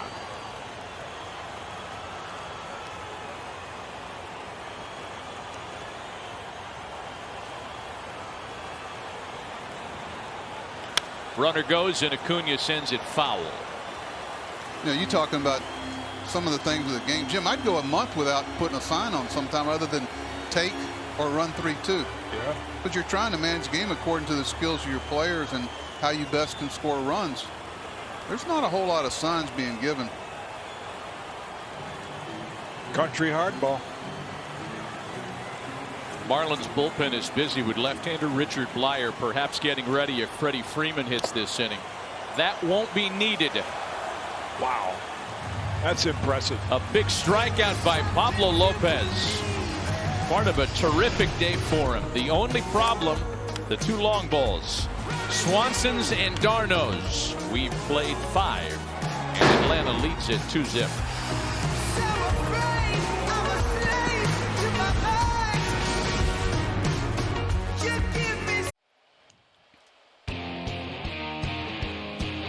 Oakland and Houston just getting underway. The A's lead the Astros 1-0 in the middle of the first. The A's facing elimination. That one's on as we speak later on today on TBS. Tampa Bay and the Yankees. Oh, this is actually Thursday. It's tomorrow. We'll get it right. You guys want to put it back up there so I can fix that? Thought we were talking about today's schedule with Oakland on top of Houston already. All right, this one is 2-0 Atlanta. Jim, you got the hump in here. You got the top of the order, third time around. The bridge inning. Yep. Right. Yeah, I wanted to ask you, as a manager now, you're in your office before the game. You got Anderson going. Have you already mapped out some thoughts on what you're going to do when it gets to the 6th inning like this? Yeah, you hope he gets to the 6th inning with a shutout, number one. But, you know where your strengths are in your bullpen. But, everybody talks about, you're looking at his presentation, his body language, number one. But more than anything, Jim, I'm watching the other team. They're going to tell you how he's doing if you'll just watch. Are they making the adjustment to what he's doing? Does it seem like they're having a better feel for what he's trying to do to them? It's like before a game they say, hey, how's so-and-so going to do? I said, well, if there's a fight at the bat rack in the other dugout, I know he's not doing too well. 2-2 pitch hit into the shift. And the Braves shift more infrequently than any other team in baseball, but it worked for him there as Swanson was over the bag to make the play. Can I clean this up? Thursday's postseason television schedule. And it'll begin on FS1 with Game 3 of this series, Atlanta and the Miami Marlins, A's and Astros, if needed, on TBS later. Same thing with Tampa Bay and New York, and LA and San Diego on MLB Network. I'll be joined by John Smoltz for that one tomorrow night for Marlington. All right. Here's John Birdie now with one gone. Matt, how would you do that with the shift? Would you put a chalk line behind second base to the outfield? Says you got to stay. I mean, it's one thing to say these things that we say. Okay, how do you implement it? Like that would have been a legal shift catching the ball there. He had a foot on the dirt and he wasn't too far over. That one finds a hole. The base hit for Birdie with one gone. Wow. It's Pete Rose in a Marlins uniform. Man, I wish I could see more of that. Did you see the way he went around? Every player. It was a double. Yeah. It was a double. Every player should watch that. And this is the way you should round first base. Look at Birdie. It's a double until you stop him. He's not going to stop. Exactly right. And we don't see enough of that.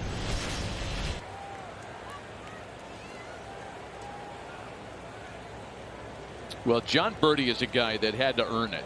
As we've talked about, we kind of hinted at that earlier. Here's Jesus Aguilar now.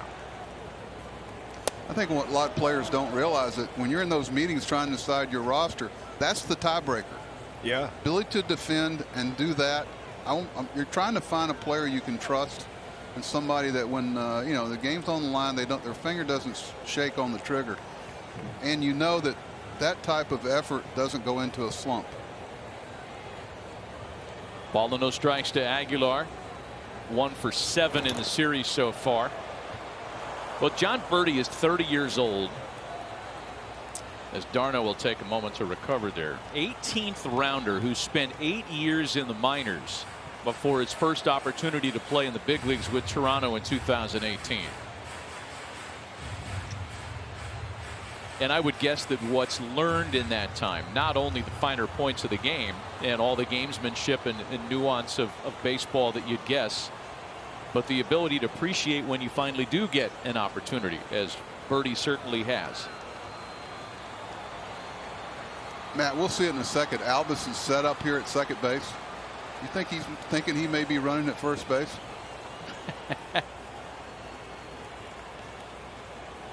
I mean, he's in a stare down. That's an OK Corral stare down as Aguilar swings and misses. But you would think, right, with Aguilar 2 runs down, you're probably going to at least give him a chance to swing. And well, you do your math. Pitcher's 1-4 the plate. Catcher's average time is 1.95 or whatever. You've already timed your guy at first base, how long it's going to take him to get there. You got a pretty good idea, unless he gets a bad slide, if he can.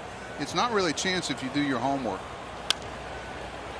And the times Buck is talking about, as we call it, movement to mitt, the time a pitcher comes set, how quickly can he get it to the catcher? And I guess the time has improved now. Catcher to second used to be like 2.0. I imagine some of them are in the high ones now.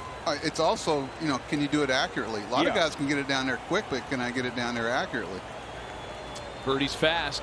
Sprint speed among second basemen. Only one quicker in the game. Albies continuing to stare him down pre-pitch. Who's that? That's quicker, Matt. I think I saw Garrett Hampson of the Rockies. Was that the name I saw atop that list? I know, and working so long with Bob Costas, when I'd say this guy's second, and I'd say, well, who's first? We want to know who's first.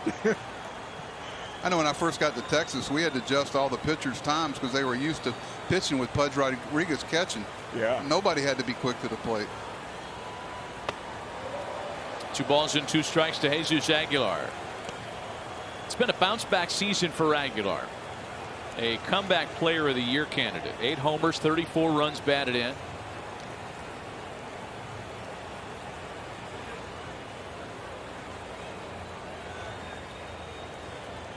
Birdie at first, just the 4th base runner of the game against Ian Anderson. 2-2. Yeah, and each one of these pitches coupled to the number in the first inning. I mean, 57 innings he's pitched this year, so he hasn't gone, you know, deep into games. So you can understand why Brian Snitker would have, and these guys have been great. Matzik coming in, striking out people.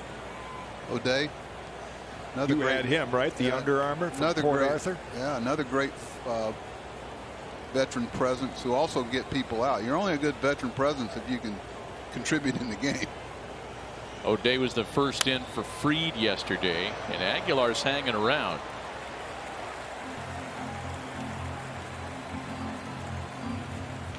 You know, when I coached third base, I never missed a ball because I never attempted to catch it. Didn't want to make yourself I never look made bad. an error. I see these guys reach down and pick it up. I think that's Trey Hillman, isn't it? That is Trey Hillman, another ex-Yankee, Royals manager. I knew Trey. He was a quality baseball guy. What was Aguilar looking at a moment ago? Was he looking at a sign from Trey Hillman, or was he looking at Darno?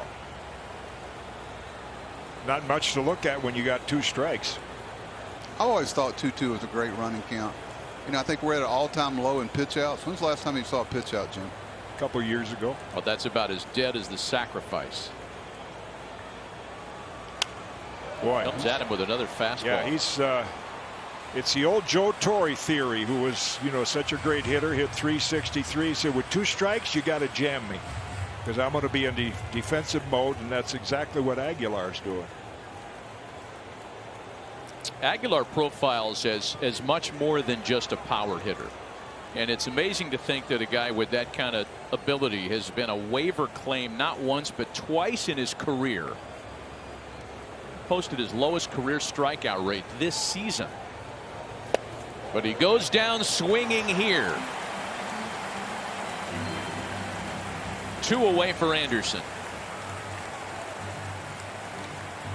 Good at bat, good battle, but it looks like maybe he got him with a changeup again. There it is, that 3-finger cross seam changeup, and then right at the end, bottom falls out of it. Tough to lay off. So you want to be a manager, huh? Make this decision, Jim. No, I was very happy. You could have been. You could have been. Like yesterday, that with Alcantara, I wanted so much to stay in the game when my men were on base. I didn't want somebody else to clean up my mess. But I don't think, like even when you were managing, that those days are gone, right? When a pitcher can argue about staying in the game, or does it still go on? Oh, I welcome it. You know, I want people that care. But that's it. That's a wrap. I don't want the guy that meets me halfway the mound go, here, where you been? Yeah, right. With some effort again by Anderson, he's got a chance to win his first 2 postseason starts, which will put him in the history book, right, Matt? You're trying to win games. You're also trying to develop young pitchers, too. Both these managers. It's a fine line. First pitching change of the game. Another postseason gem by the rookie Ian Anderson. We'll be right back.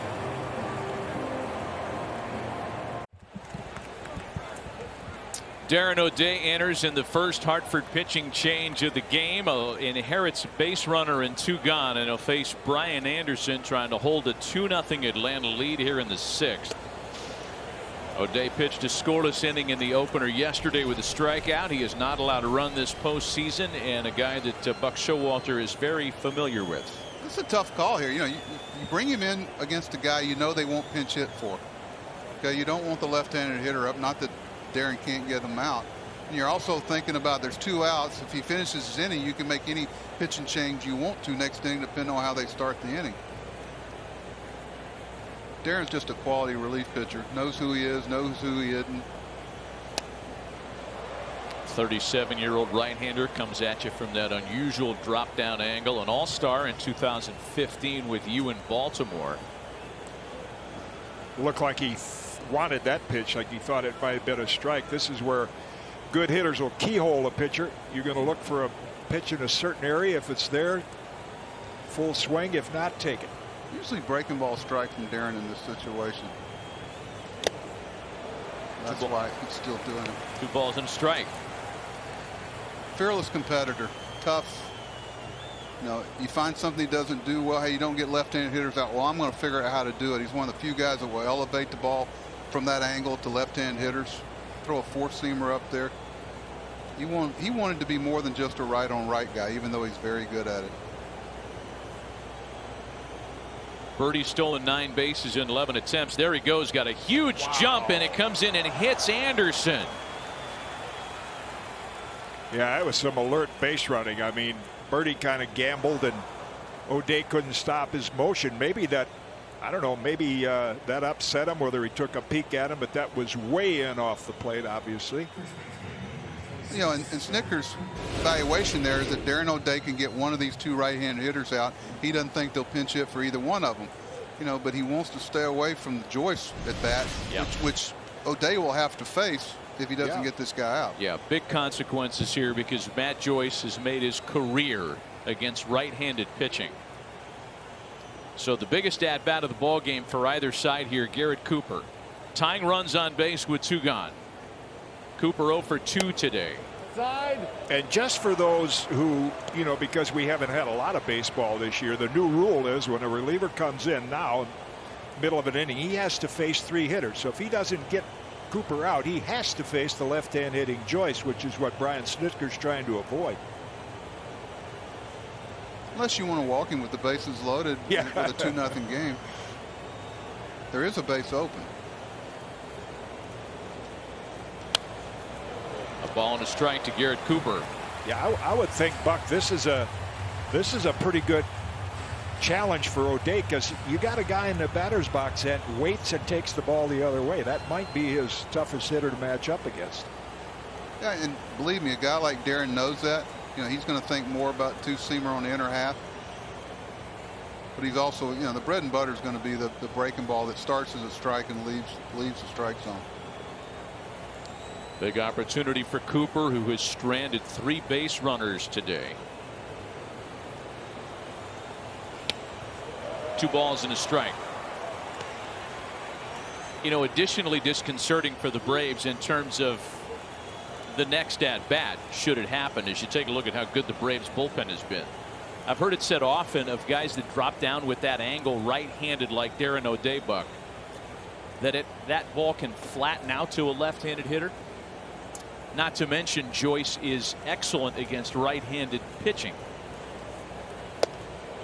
Well, we're getting closer and closer to seeing that matchup play out. It's now 3-1 to Garrett Cooper.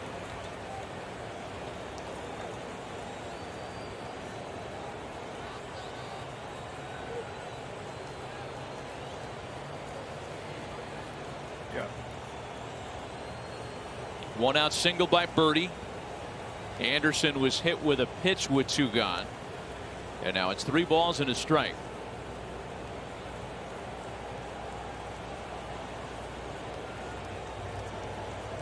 A little fake inside move, and there's nobody covering the bag.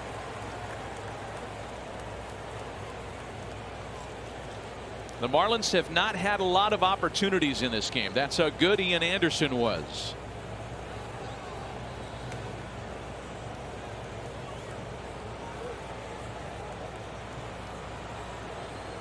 Three balls and a strike to Cooper. And O'Day loses him on ball 4. So we will see the very matchup that Brian Snitker and the Braves were so desperately trying to avoid. And this is why I don't like this rule. You're taking strategy out of the manager's hand. Because, Buck, if you had a lefty right now, he would be in there. Yep. Unless you got a right-hand pinch hitter that you don't want him to face. But Exactly. you're backed into a corner. I just think for the integrity and the strategy of the game, that's a ridiculous rule. How you really feel, Jim? Oh, man. The bases are loaded now. The only runner out there that's Anderson's responsibility is Birdie. Matt Joyce, the veteran left-handed bat, 0 for 2, had a pinch hit single yesterday. And on the first pitch, a bouncer up the line for Freeman, and the bases are left loaded in the top of the 6th. That's a little bit of a bullet dodge right there. Ooh, I'll say. Wow.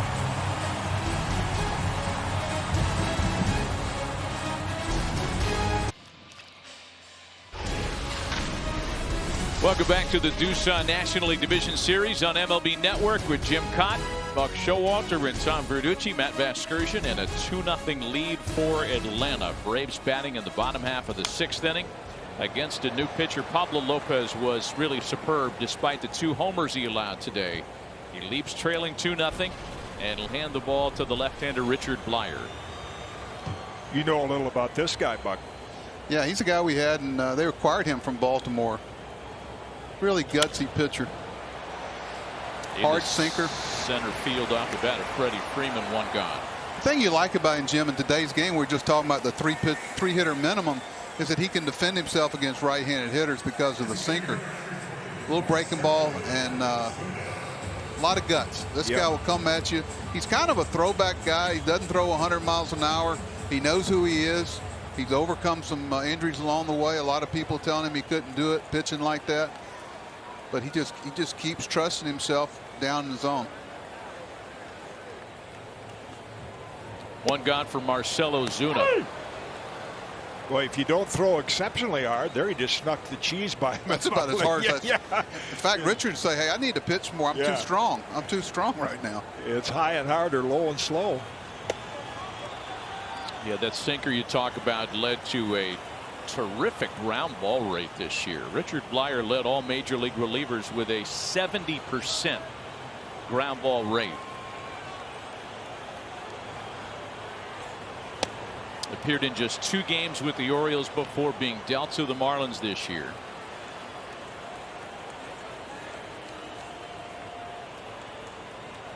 Don Mattingly had only 2 pitchers all year that were with the club from opening day till today. 2-2. A little movement for you, Jim. Yeah, that's the love late. that. You know, if you're not an upper 90s guy, that's what you need is late movement.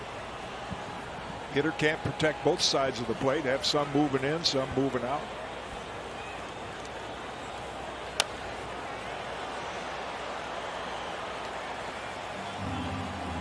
So neither starter around to factor any further, though Anderson leaves with the 2-0 lead. By the way, the last 2 starters with more scoreless innings than Anderson to start a postseason, and he's at 11 2/3. Corey Kluber and Jake Arrieta. It's grounded to the loaded left side of the infield. Ozuna's retired 2 away. Pretty good company there. Oh, I just love that when a left-hand pitcher can get a hitter out with that. Now you see it, now you don't. In today's game, it plays even more a guy like Blyer because, you know, you're not forced into making a lot of pitching changes with him out there. I know talking to Donnie when they were thinking about acquiring him, Mattingly, I just said you can trust him. You know, he's not going to be perfect, but in today's game, you're going to be able to leave him out there for the guys in between and turn the switch hitters around, too. Another ground ball, and let's go in. A very quick inning by Richard Blyer. He takes care of the Braves in order in the last of the 6th. We're moving on to inning number 7 in Houston with the Braves still on top 2-0. Let's go, boys, for the Bravos. Google Cloud is helping power StatCast with massive amounts of data points to reveal new insights, taking you deeper into the game than ever before. Google Cloud is the official cloud technology of Major League Baseball. Some of the franchise greats here in Houston. They've traveled well. Miguel Rojas is the first to face the new pitcher on the mound for the Atlanta Braves, Tyler Matzik. Been around a while. Drafted by the Rockies 11 years ago. Brian Snitker trusts him to get either lefties or righties out. There's his numbers. Pretty impressive. What did he call him today, Jim? A fence jumper. I love that. And what we talked about early on is in a minor league complex and a major league complex, every so often a manager will say, hey, get Tyler over there, jump the fence, come join our game. And then we got a 3-hour bus ride that the vets don't want to go on. And Brian says, hey, we got to see more of this guy. He can help us. Well, has he ever? Let's put him in a number under 90. Came to camp, registered a bunch of strikeouts, got everybody's attention. And Brian Snitker and Alex Anthopoulos kind of gathered up and said, let's bring him up with us and keep him under our watch. And he has stuck around. What a story he is, as it's a ball and 2 strikes to Rojas. It's a guy who debuted in the big leagues in 2015, was out of baseball. 2017 pitched in the Independent American Association. Came back to affiliated baseball last year. And he's been a big part of a very good Atlanta bullpen this season. Tom, his is a story you don't see very often, to be away from the game for such a long time. Well, and how it happened too, Matt. He was a first-round pick of the Rockies in 2009, and he developed a case of the yips, that mental block where a pitcher just cannot control the baseball. That's why he was out of baseball, ready to quit. His wife persuaded him to keep trying. 2 years ago, he was living in a borrowed RV in Grand Prairie, Texas, pitching for the Texas Air Hogs. And now here he is, not just back in the big leagues with the Braves. He led the major leagues this year in relief appearances of more than 1 inning, 5th among relievers in strikeouts. We saw him in Game 1 strike out the side. He has come from nowhere, or a long road, to be a very important piece in this bullpen. I mean, if you didn't know it, you'd think he was baseball's equivalent to a Chris Farley character, right? Living in a van down by the river. Wow. That's a great story, Tom. And what Brian appreciates about Brian Snitker is that with today's rules, he can pitch to lefties and righties. Got a ball that moves to both sides of the plate. You know, somebody would say, well, why didn't O'Day start the first inning and face the right-handed hitter? But Darren O'Day got up one time, got in the game last night, pitched. He got up one time today, came in, pitched. This guy got in the game last night one time, up, pitch, up, pitch. You can pitch guys in almost every game if you use them that way. But, you know, it's up, back, up, back. You know, if I had to walk into a ballpark and say, you got one thing to look at to see if a manager knows what he's doing, I'd watch his bullpen. Yeah. You see guys with left and right-handed pitchers up in the 3rd inning. Really? Well, there's an expression, drive blank. Right. You know, yeah. Somebody's getting an up, which doesn't get him in the game, and that's what really hurts pitchers' arms.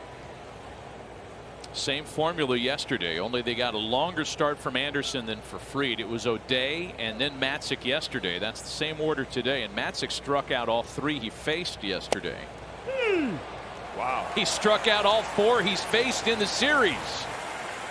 Rojas didn't agree with that. Well, a lot of that's off the previous at bat. He had to pitch that would have been ball 4 that he didn't like. This is a continuation. Boy, home plate umpire Dan Bellino's letting him get away with a lot here, taking the helmet off. That's a strike. Yeah. See it where the catcher caught it was low, but remember, he's 6 feet behind. Watch the front knee.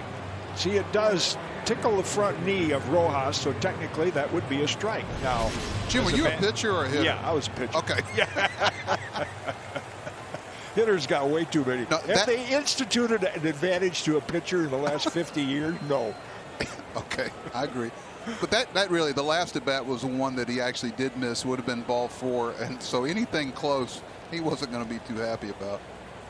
Pinch hitter is Lewis Brinson, batting for Magneuris Sierra, and Brinson will continue in the outfield in his spot. 1 gone, base is empty. Brinson, one of the many ex-Milwaukee Brewers populating the Marlins roster. And famously, he was a part of the Christian Yelich compensation prior to the 2019 season. A deal that looks rather lopsided now, that I think most would say there's still time for the Marlins to polish up. Ouch. Sounded like that hit him. Yeah, it did. Apparently not. Lewis Brinson has a frame like the Twins' outstanding outfielder Byron Buxton. Wow. I tell you what, an outfielder he is. Yeah. I remember they brought him to Sarasota in spring training before the draft to work him out. And we were drafted, I think, 10th or something. And I watched this guy and I go, what is he doing here? Well, he's a great prospect. I said, he ain't going to be there when we pick 10th. I can tell you that. Those guys jump out at you. Well, Brinson was seen as the same kind of prospect with Milwaukee. He was one of the big compensation pieces, as a matter of fact. Flagged down by Riley on a tough hop, and they get a speedy runner for out number 2. Well played. That's exactly how Ron Washington teaches that. If you stay back on that ball, he's safe. You're in between. You can't give with that ball. Watch him extend here and take the short hop. Extend the arm. You stay back on that ball, he's safe. If you get passive and give with the glove, you're going to clank it. So that play there is the result of probably hundreds of ground balls and Ron Washington out there working. And you're being nice. Probably more than 100, and some guys in the minor leagues doing the same thing. On his knees with a flat glove at 6 a.m. on a backfield. 2 gone now for Chad Wallach. But it's not important. Just hope we have some places for all that stuff to take place. Yeah, there are big questions moving forward about what spring training is going to look like, what minor league baseball is going to look like. We will. I mean, it will be. It's just going to be a different look. Ball and a strike, the count to Wallach, who's hitless in this game and hitless in the series. Jim, I can't help but think of you. I see the rosin bag out there, and after every inning, they take the rosin back and take it back to the dugout. Jim, that wouldn't happen years ago. Could you imagine? You might have a little, I don't know, accidental pine tar attached to that rosin bag. Oh, my gosh. There's a lot of trust involved there. I tell you, this is an impressive story to watch a guy like Matzik, as Matty described what he's come from, and great story by Tom Verducci, just to see him here playing on the big stage in big moments. I'd be fascinated to know how he overcame the yips, because I've never really seen it, Jim. Wallach sends the ball into the opposite corner. That could be trouble. Markakis is just shy of the wall to put it away and retire the side. 2 perfect relief innings in the series by Tyler Matzik, and still 2-0 Atlanta.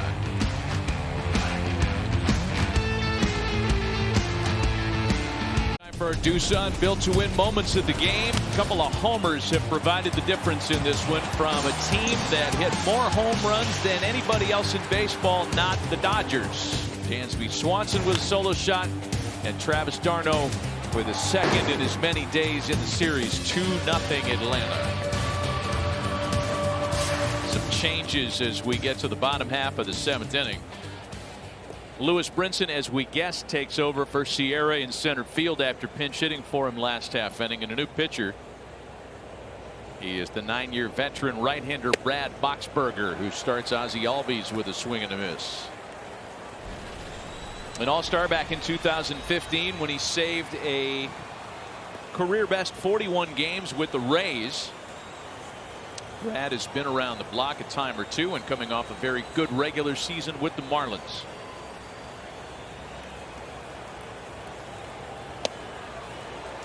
One and one.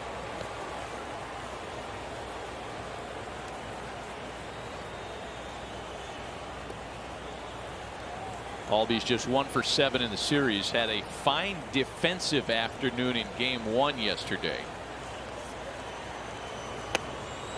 Fine is putting it mildly. There have been so many outstanding fielders from Curacao and the Netherlands program. You got Andrelton Simmons, Didi Gregorius, Xander Bogaerts, and that's where Albies hails from.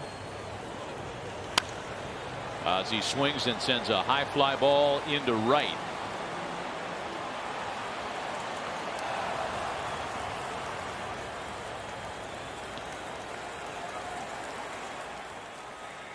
This is the moment you've been practicing for all season.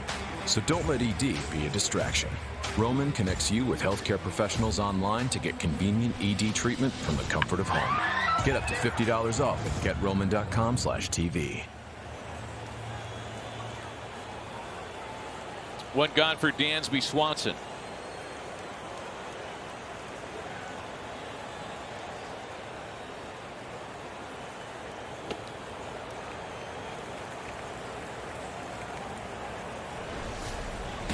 We were talking about Albi's defensive work yesterday.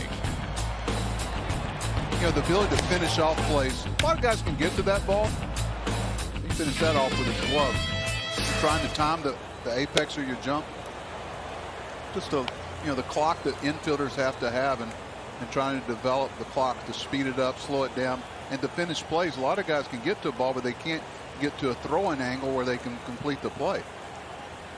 Yeah, underreported was after he laid out to make that great play in the middle of the game, he had to change his belt. He broke his belt, put on Marcell Ozuna's belt, and then went up the ladder to make another great play. He made the pop-up. He went caught like a wide out. Had he not changed belts, could have been a real wardrobe malfunction moment when he went up to try to make the catch on that liner. Oh, he's a good one, man. And part of the energy of the Atlanta Braves the past couple of years, along with Ronald Acuna Jr., that has reminded Ron Washington, of whom we spoke earlier, of his managerial days in Arlington when he had Adrian Beltre and Elvis Andrus, and some of the fun that they created in the clubhouse and in the dugout. It's replicated here with these Braves, and Wash has seen it all before. You know, they put a premium on defense. Even though he just struck out, Swanson kind of brought it all together. He's that J.J. Hardy, that fundamentally sound, and then knowing who to take their individuality. You know, Ron takes a player, says, okay, here's what he does well. I'm not going to make him some mechanical, robotic guy. Let's work within his skill set. And that's what coaching is. Not trying to make everybody the same, just taking their skills and working at them. And, you know, Ron never says, look what I did with a guy. He always gives the player credit. Here's Adam Duvall now with 2 away. I like what Eric Chavez, the Gold Glove third baseman for the A's, who got the help from Ron Washington, and his inscription back was "Not without you, Wash." Yep. In receiving the Gold Glove. Believe me, the players will sing that tune enough for you. You don't have to do it yourself. Ron Washington has made an impact on a lot of organizations. The Rangers, his managerial days here in Atlanta, made a big impact in Oakland, still to this day, with guys like Marcus Semien. Here are some of the drills that he works on. We're talking about being on your knees. See his hands extended there, just like that. Don't tell me it doesn't matter. That's what guys, you know, they feed off of that, and all of a sudden it happens in a game. It's like second nature. What a great opportunity to see how that's done. Nice inning by Boxberger. A very quick 1-2-3 frame with a couple of strikeouts, still keeping this a 2-0 Atlanta lead.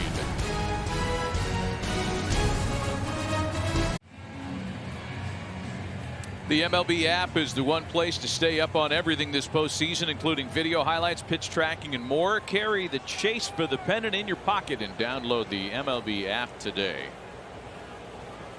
You know, the term wipeout slider is a little overused, kind of like the NFL overuses shutdown corner.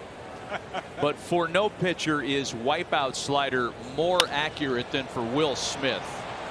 And his first pitch hit back up the middle is mishandled by Dansby Swanson, a rare mishandling, might I add.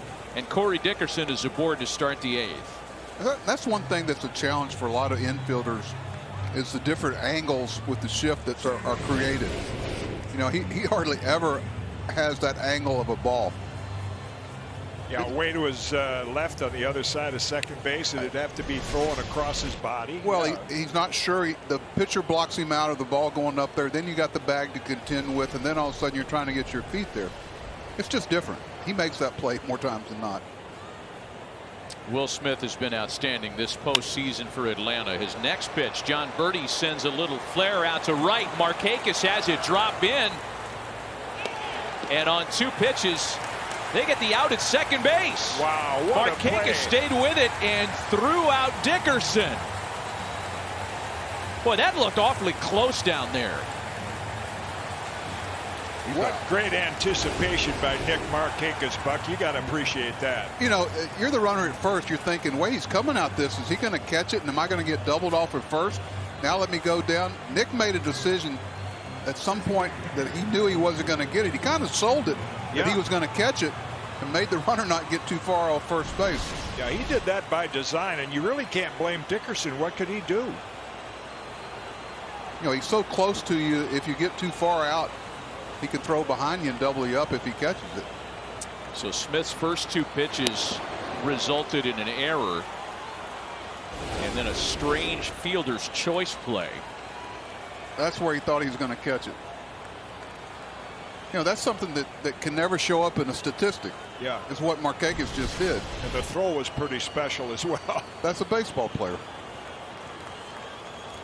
I like Dansby Swanson doing his best Gene Tennis stretch over there at second base. Yeah. Yeah, you mentioned wipeout slider, Matty. We've got a gentleman right in our MLB Network crew that I saw in his heyday that had as good a wipeout slider as anybody. Dan Plesac. Dynamite. Ball and no strikes to Jesus Aguilar. He's about as good a left-hand reliever as I ever had, and I had him at the end of his career. I'll tell you what he did one year. He kept Barry Bonds in the ballpark. That's all he did. Really? I said, how do you do that? He goes, I quit trying to get him out. I'm just trying to keep him in the park. Yeah. I know that feeling.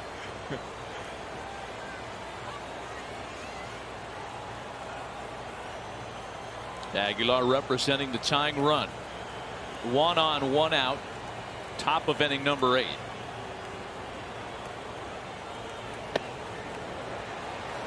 Well, it was a race to sign Will Smith when the free agent signing period began in earnest in November, and Alex Anthopoulos made it a point to go get him in a hurry. He was one of the first big signings of the entire winter. Braves making a 4-year commitment to Smith, and watching him pitch this postseason, it's pretty easy to understand why. You know, every bullpen guy wants to get into what I call the circle of trust for the manager. You know, where these games, when you got a lead, it's late. Am I in that circle of trust where I can come in and pitch in these situations? And, you know, the Braves have a lot of guys that are in that. And sometimes in the postseason, the chain gets so long that it's so hard to keep any part of that chain from breaking.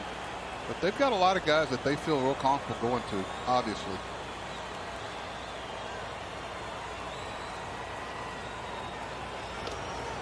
And he strikes out Jesus Aguilar. There's the pitch you talked about, Matty. Wipeout slider. Ron Guidry, Steve Carlton, Dan Plesac. Same results. Appears to be a strike about knee high and then ends up down in the dirt.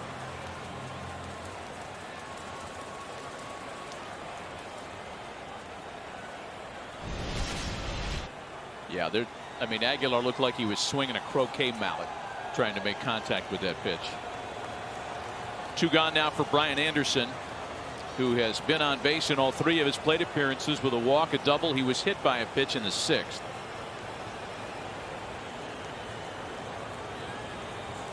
People say, how can he swing at that pitch? Well, you know, the pitch recognition on it is so late.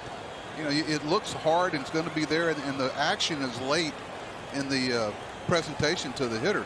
I ask people all the time, what is this guy you're touting to me? What does he present that you can't see that's going to be different to the hitters? You don't want that robotic Iron Mike guy. You want something a little different that they're not used to seeing. Kind of like that move. And I think you've seen a lot more games from a manager's standpoint as you see the slider right there. Yeah, how late it is. Yeah, most strikeouts are on pitches out of the strike zone. You know, you tell guys, hey, quit trying to defend the ball. Well, Bucket was a strike until about 3 inches in front of the plate. Just missed with 95. 2 balls and no strikes to Anderson. Big pitch right here. Here's the guy that's been their run producer. 2-0 count, hitters count. They haven't had many of those, but this guy's been productive for them in these scoring situations.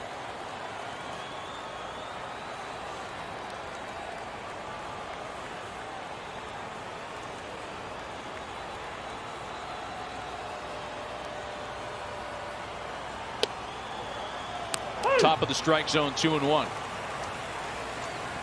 No, I know Albies is still eyeballing him at first base, but for the 2-run game and a left-hander on the mound, I don't see any form or fashion where he's going to run here, Jim. What about you? I wouldn't think so. Now, biggest home run threat at the plate. Chance to run into one and tie it.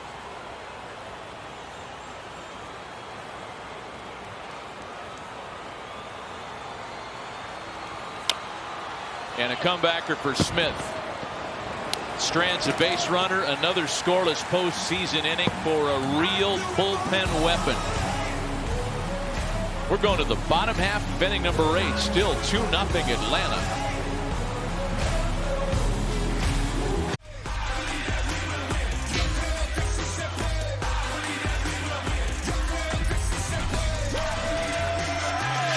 Smothered by Birdie to his feet to first to save a run. That ball doesn't have a chance to stick around. Another homer in the series for Travis d'Arnaud. 2 swings of the bat for the Braves and more outstanding Atlanta pitching. The Braves have now pitched 39 innings this postseason, 36 of them in which they've held their opponents scoreless. And Brandon Kinsler, the former All-Star closer, will try to hold the deficit at 2 and give the Marlins a chance in the 9th. Matt, what is it about baseball where the guy that makes a great defensive play leads off? Really, it's ridiculous. There is something to that. That might be the play of the game that nobody even notices. They're getting ready to have first and second, nobody out. Yeah. You know, that's what's fun about games like this. We don't see that many of them low scoring, is those little plays really stand out. You know, they're magnified. They're game changers. And knowing Nick, there's a certain sell job he does there to create that one step where Dickerson's not sure whether he's going to catch it or not. You know, they call it the deke. You know, okay, I'm going to catch it. You can't get too far because I'll double you off. Kinsler gets a call on a pitch that looked like it was tight, and it's two balls and a strike. That's where the scout at the bottom of the scouting reports, he puts the number grades up here, and the narrative is what I like to read. You know, baseball player, smart, intellectual, baseball smart, good teammate.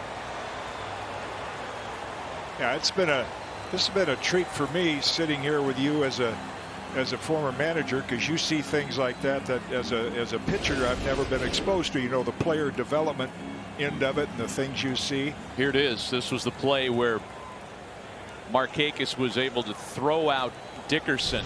Matt, you brought up a good point. Great play by Swanson. Instead of walling around in self-pity because he kicks the ball to start the inning, he tries to contribute to the club by stretching at second base instead of letting the ball travel. It's just that's just a big league, you know, professional play. 2 balls and 2 strikes to count to Nick Markakis. Full count now. He lets this ball travel and stays back on the bag. That's fun. So Swanson reminds you of J.J. Hardy?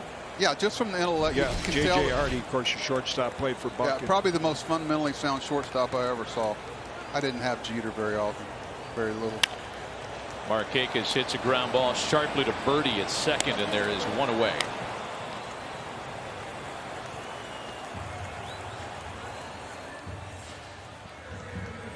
Get ready for the next pitch with Evan Williams, bourbon done right.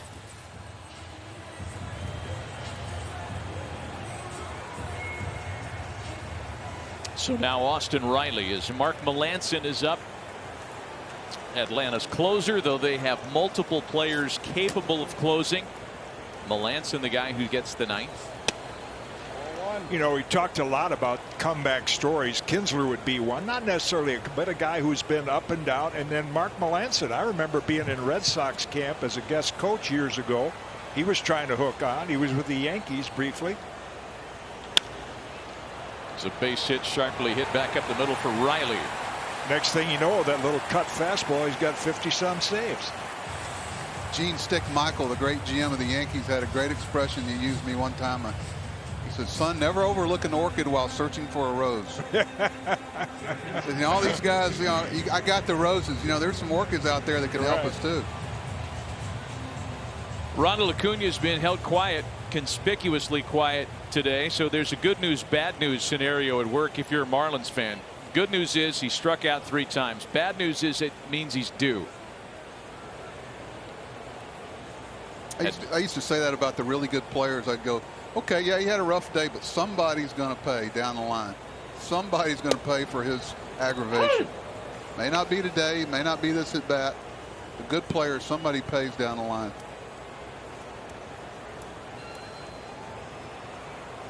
Oh, and 1 to count to Acuna.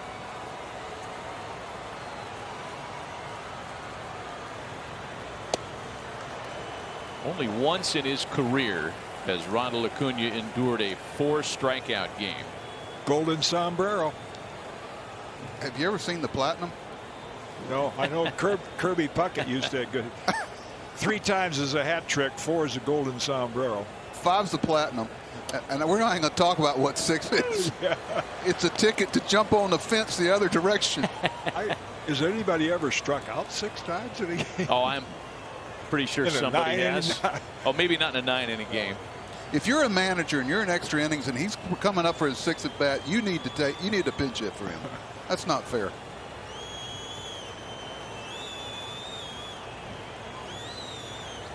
One, 2.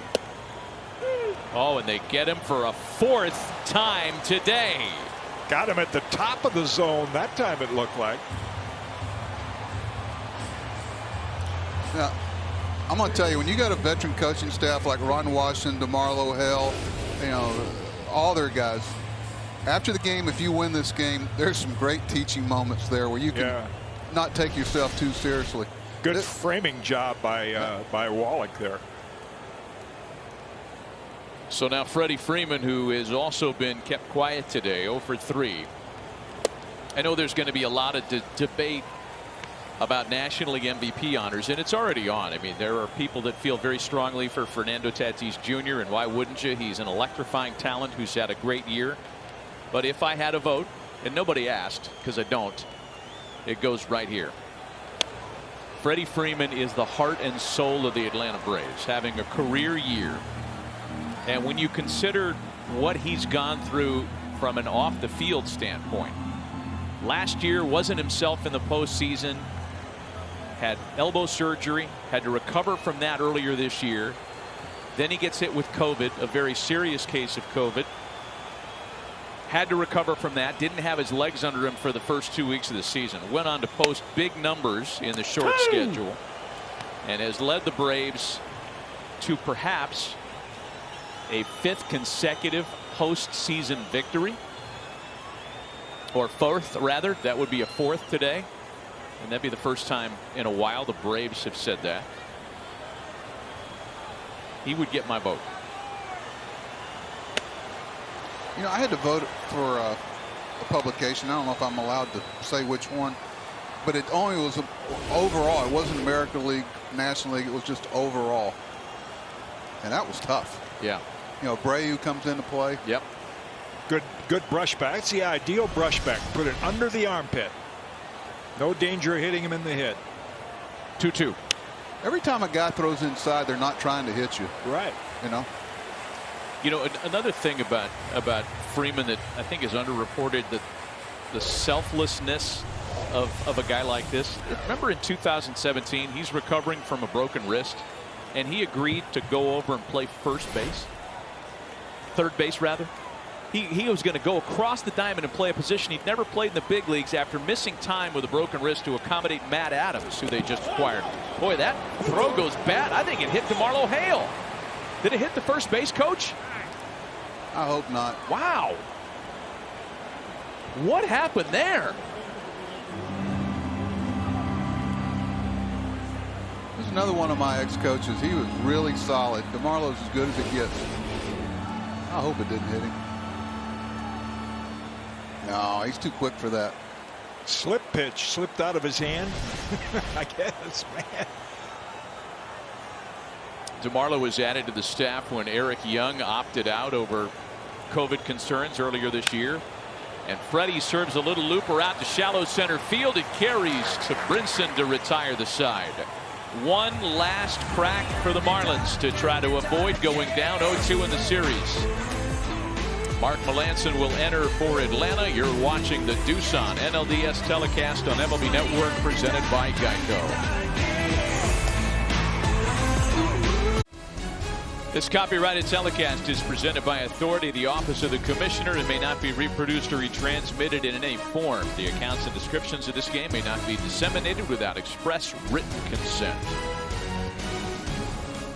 To the top of the ninth inning we go, and Mark Melancon looking to seal up a 2-0 series win for the Atlanta Braves. Garrett Cooper the first to face him, and a defensive change as Christian Pache takes over in right field for Nick Markakis. Exciting rookie outfielder, considered among the Braves' top position player prospects. Mark Melancon, as you see his record this year, 11 out of 13 in saves. Not a high, good strikeout to walk ratio, but not a lot of strikeouts. I think what he's at, when he came up, Buck, he always had a good curveball, and now he's added, what we used to call the real slider, like Mariano, is the cut fastball to complement the curve, and he pitches from a windup, so he's more conventional like a starter than most relievers that come in and go right to the set position. Pitches to a lot of weak contact, kind of like that. Just a little chopper for Swanson. The Marlins are down to their final 2 outs today. Reminder, tomorrow you can catch another exclusive Doosan NLDS matchup live right here on MLB Network. Bellinger power the Dodgers into a pivotal Game 3 with Machado, Tatis, and the Padres. Dodgers and Padres tomorrow, 9 Eastern, 6 Pacific. A game you'll see only on the MLB Network telecast presented by Geico. Can't wait for that one. In fact, they have Game 2 coming up a little bit later today on FS1. Here's Matt Joyce. Cannot say enough about Atlanta Braves pitching in the postseason. Back-to-back shutouts spun against the Reds. In fact, including one that went 13 innings. They are 2 outs away from another combined shutout today. Again, 39 innings pitched in the postseason. 36 of those have been scoreless. And whether you're talking about Anderson or Fried or any one of their outstanding relievers, this has been a pitching clinic to start the postseason. Be interesting if the Braves do make it all the way to what we used to call the Fall Classic. It'll be more like the Winter Classic, the World Series. In the American League, that may have, some more home run power if it's the Yankees. Houston's got a great lineup, but I can't imagine a team being more well balanced than the Atlanta Braves. Just love the way they defend. Very athletic, got the right veteran blend. It's a product of a lot of work over a lot of years, kind of taking a step back. Some people that aren't currently there anymore started the movement to this type of club, and some guys that are there now have taken it and run with it.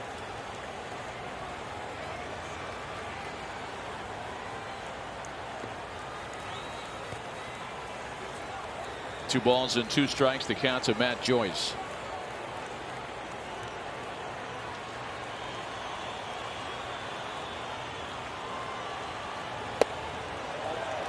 This series returns to FS1 for Game 3 tomorrow, with Kyle Wright making his postseason debut for the Braves. Sixto Sanchez has been announced for the Marlins, and that's what the Marlins are up against. Wow. 2-0 lead, and those teams go on to win 88% of the time in a best-of-5. And the Marlins are down to their final out today.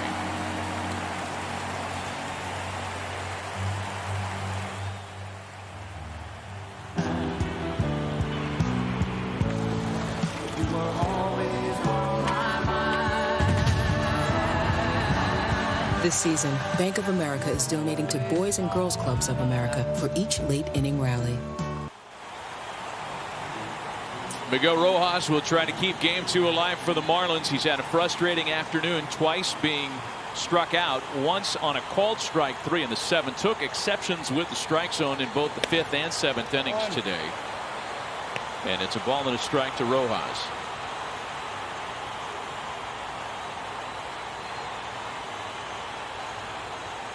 one of Don Mattingly's player leaders, tasked with trying to keep the game going. 1-1. Well, another great exhibition as we get down near the end of this. Outstanding starting pitching. I can't imagine doing that when I was 22 years old. Anderson, great plays in the field, and of course what the Braves usually do is hit a couple home runs a game, and that's why they are where they are.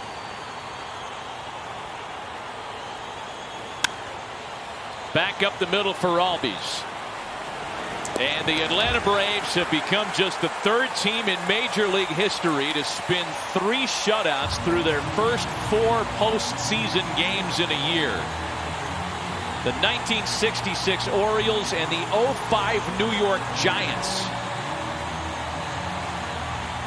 Pitching and defense wins in the postseason, I've heard, over the years. Yeah, I think the Reds found that out. They hit a lot of home runs, but as Buck pointed out, good pitching and defense. I mean, during the year, home runs, things like that, you could feast off some mediocre pitching, but when you get down to this time, it's pitching and defense. Yeah, I thought O'Day had a key out there. Oh, yeah. You know, he kind of backed himself into the corner. He'd be the first to tell you. And Markakis' play at second base, they're getting ready to have first and second, nobody out. Tell you, when you get an out like Darren O'Day did, I know from being a reliever on it, you feel like you've contributed so much to the team just by getting one guy out. Well, they've got a lot of pieces in their bullpen contributing. There's a big circle of trust down in that Atlanta bullpen. Braves bullpen has been terrific this entire postseason. Tonight's Old Dominion carry, the freight player of the game, however, is their starting pitcher Ian Anderson, who's made it 11 2/3 of scoreless baseball in 2 postseason starts to begin his career, and he was magnificent today, Buck. I tell you, as advertised, let's leave it alone. At the changeup, at a young age, a feel for it, and the presentation, Jimmy, all of them out of that same slot. Struck out 9 Thursday in 6 shutout innings. Struck out 8 today in almost 6 shutout innings. Almost a mirror performance from last week against the Reds. Yeah, the Braves did a great job, as I think Tom Verducci described, in doing their homework and drafting them when they did. And great credit to their scouts for seeing this. And Tom is standing by with Ian Anderson. Oh, thanks, Matt. Ian Anderson, 11 2/3 postseason innings, no runs, 17 strikeouts. I need some ID because you claim to be 22 with only 6 major league starts. How have you turned the postseason into being back at Shenandoah High School? Yeah, I think the first place you got to look is right at the backstop back there. Travis has done an outstanding job of putting the fingers down and kind of keeping me in the right mindset and keeping me in line, and hitting some huge home runs for us as well. So you got to look right back there first, and can't say enough about what he's been able to do for us in these first couple of games in the postseason, overall. Well, Ian, let's go back to the 4th inning. One of the few jams. Runner on second base, 1 out. 2 changeups got you out of that. Talk about following Travis through that situation. Yeah, just at the end of the day, just got to have the utmost trust in him, and he knows what I like to throw, and we were on the same page all day, and to be able to execute those pitches and get out of that jam is always huge. 77% strike percentage today with the changeup. 58 changeups this postseason, no hits. Tell me what that pitch feels like right now coming out of your hand. Yeah, it feels good. It's obviously been a huge pitch for me since I got here, and even last year. Kind of started seeing some good results with it. Knew I was going to need that third pitch, to be a starter, and like I said, we stuck with it all day, and had some good results. He was putting down the right fingers, and we were able to get ahead and go from there. Ian, tomorrow is another game, so it's another young Braves pitcher going to the mound. Kyle Reich takes the ball with a chance to close this series out. What can we look for? Yeah, he's going to be doing it. He's going to attack the zone. Attack the zone with a sinker and really good changeup and curveball as well. So I'm excited to get out there and watch him kind of do his thing. Seems like you're having fun with postseason baseball. Oh yeah, absolutely. This whole team, we're so tight in there, and we're all having a great time with it. Keep it up. Thanks so much, Ian. Congratulations. Tom, back to you. Yeah, Tom, great job. You know, there's a little bit of aw shucks there in the personality, kind of that guy that's never been there before. But when he goes out onto the mound, that's a grown man who looks like he's got 10 years of big league experience. Well, I think every successful athlete is a little different personality when they cross those lines than they are just sitting around the coffee shop. And, you know, he's got that mentality, and you have to have it. Yeah, there's not a wrong finger for Denard to put down. Right. You know, okay, hey, let me just put one down here. You give me a lot of options. You really have to kind of reach to find a potential problem with the Braves right now because they're firing on all cylinders. Ordinarily, you'd say, oh, gee whiz, Ronald Acuna Jr. struck out 4 times. Really didn't matter. I mean, that's not even in the narrative of the game today. Yeah, and I guarantee you on a club like this, after winning 2 games, there's some people really getting on him in a nice way inside. You know, that's where a guy like Markakis or a veteran coach, you know, and where you don't take yourself too seriously. Right. And it kind of keeps you, you know, the game will keep you humble. When you think you got it figured out, it'll bite you. And you go, wait a minute, you know, this game's humble some of the best. Yeah, a veteran would go to him and say, hey, how much longer we have to carry you? When are you going to start, you know, producing for us? That's the kind of. It sounds to me like you've done that before, Jim. We'd be remiss if we didn't have a word on the Marlins, who's, you know, I mean, you can use your cliche however you want here. The end of it is that they're down to an elimination game tomorrow, and they've got a young starter on the mound with a lot of pressure on his shoulders. Yeah, I tell you, the Sixto Sanchez, man, he is a treat to watch. And then we've talked how much the Braves have dominated so far, but remember, when you get down to the 3rd and 4th starter, I mean, it's a whole different ballgame. The Braves still have to win 1 game, and Sanchez has been pretty impressive, as the Cubs will attest to. Yeah, it's. I don't expect the Marlins to roll over. You know, they've been meeting adversity all year, and I look for a real competitive game tomorrow, and I think Atlanta knows that. Good one. The quickest of the division series rounds so far, and in a nice 2-0 package, the Atlanta Braves stay undefeated this postseason. Join us tomorrow for more NLDS coverage. Game 3 between the Padres and the Dodgers tomorrow 9 Eastern on MLB Network. Coming up next, MLB Tonight's postgame show presented by Evan Williams Bourbon with Greg Amsinger, Mark DeRosa, and Harold Reynolds. For Buck Showalter, Jim Kaat, Tom Verducci, and our entire crew, Matt Vasgersian saying so long from Houston. Thanks for watching this Doosan NLDS telecast presented by Geico.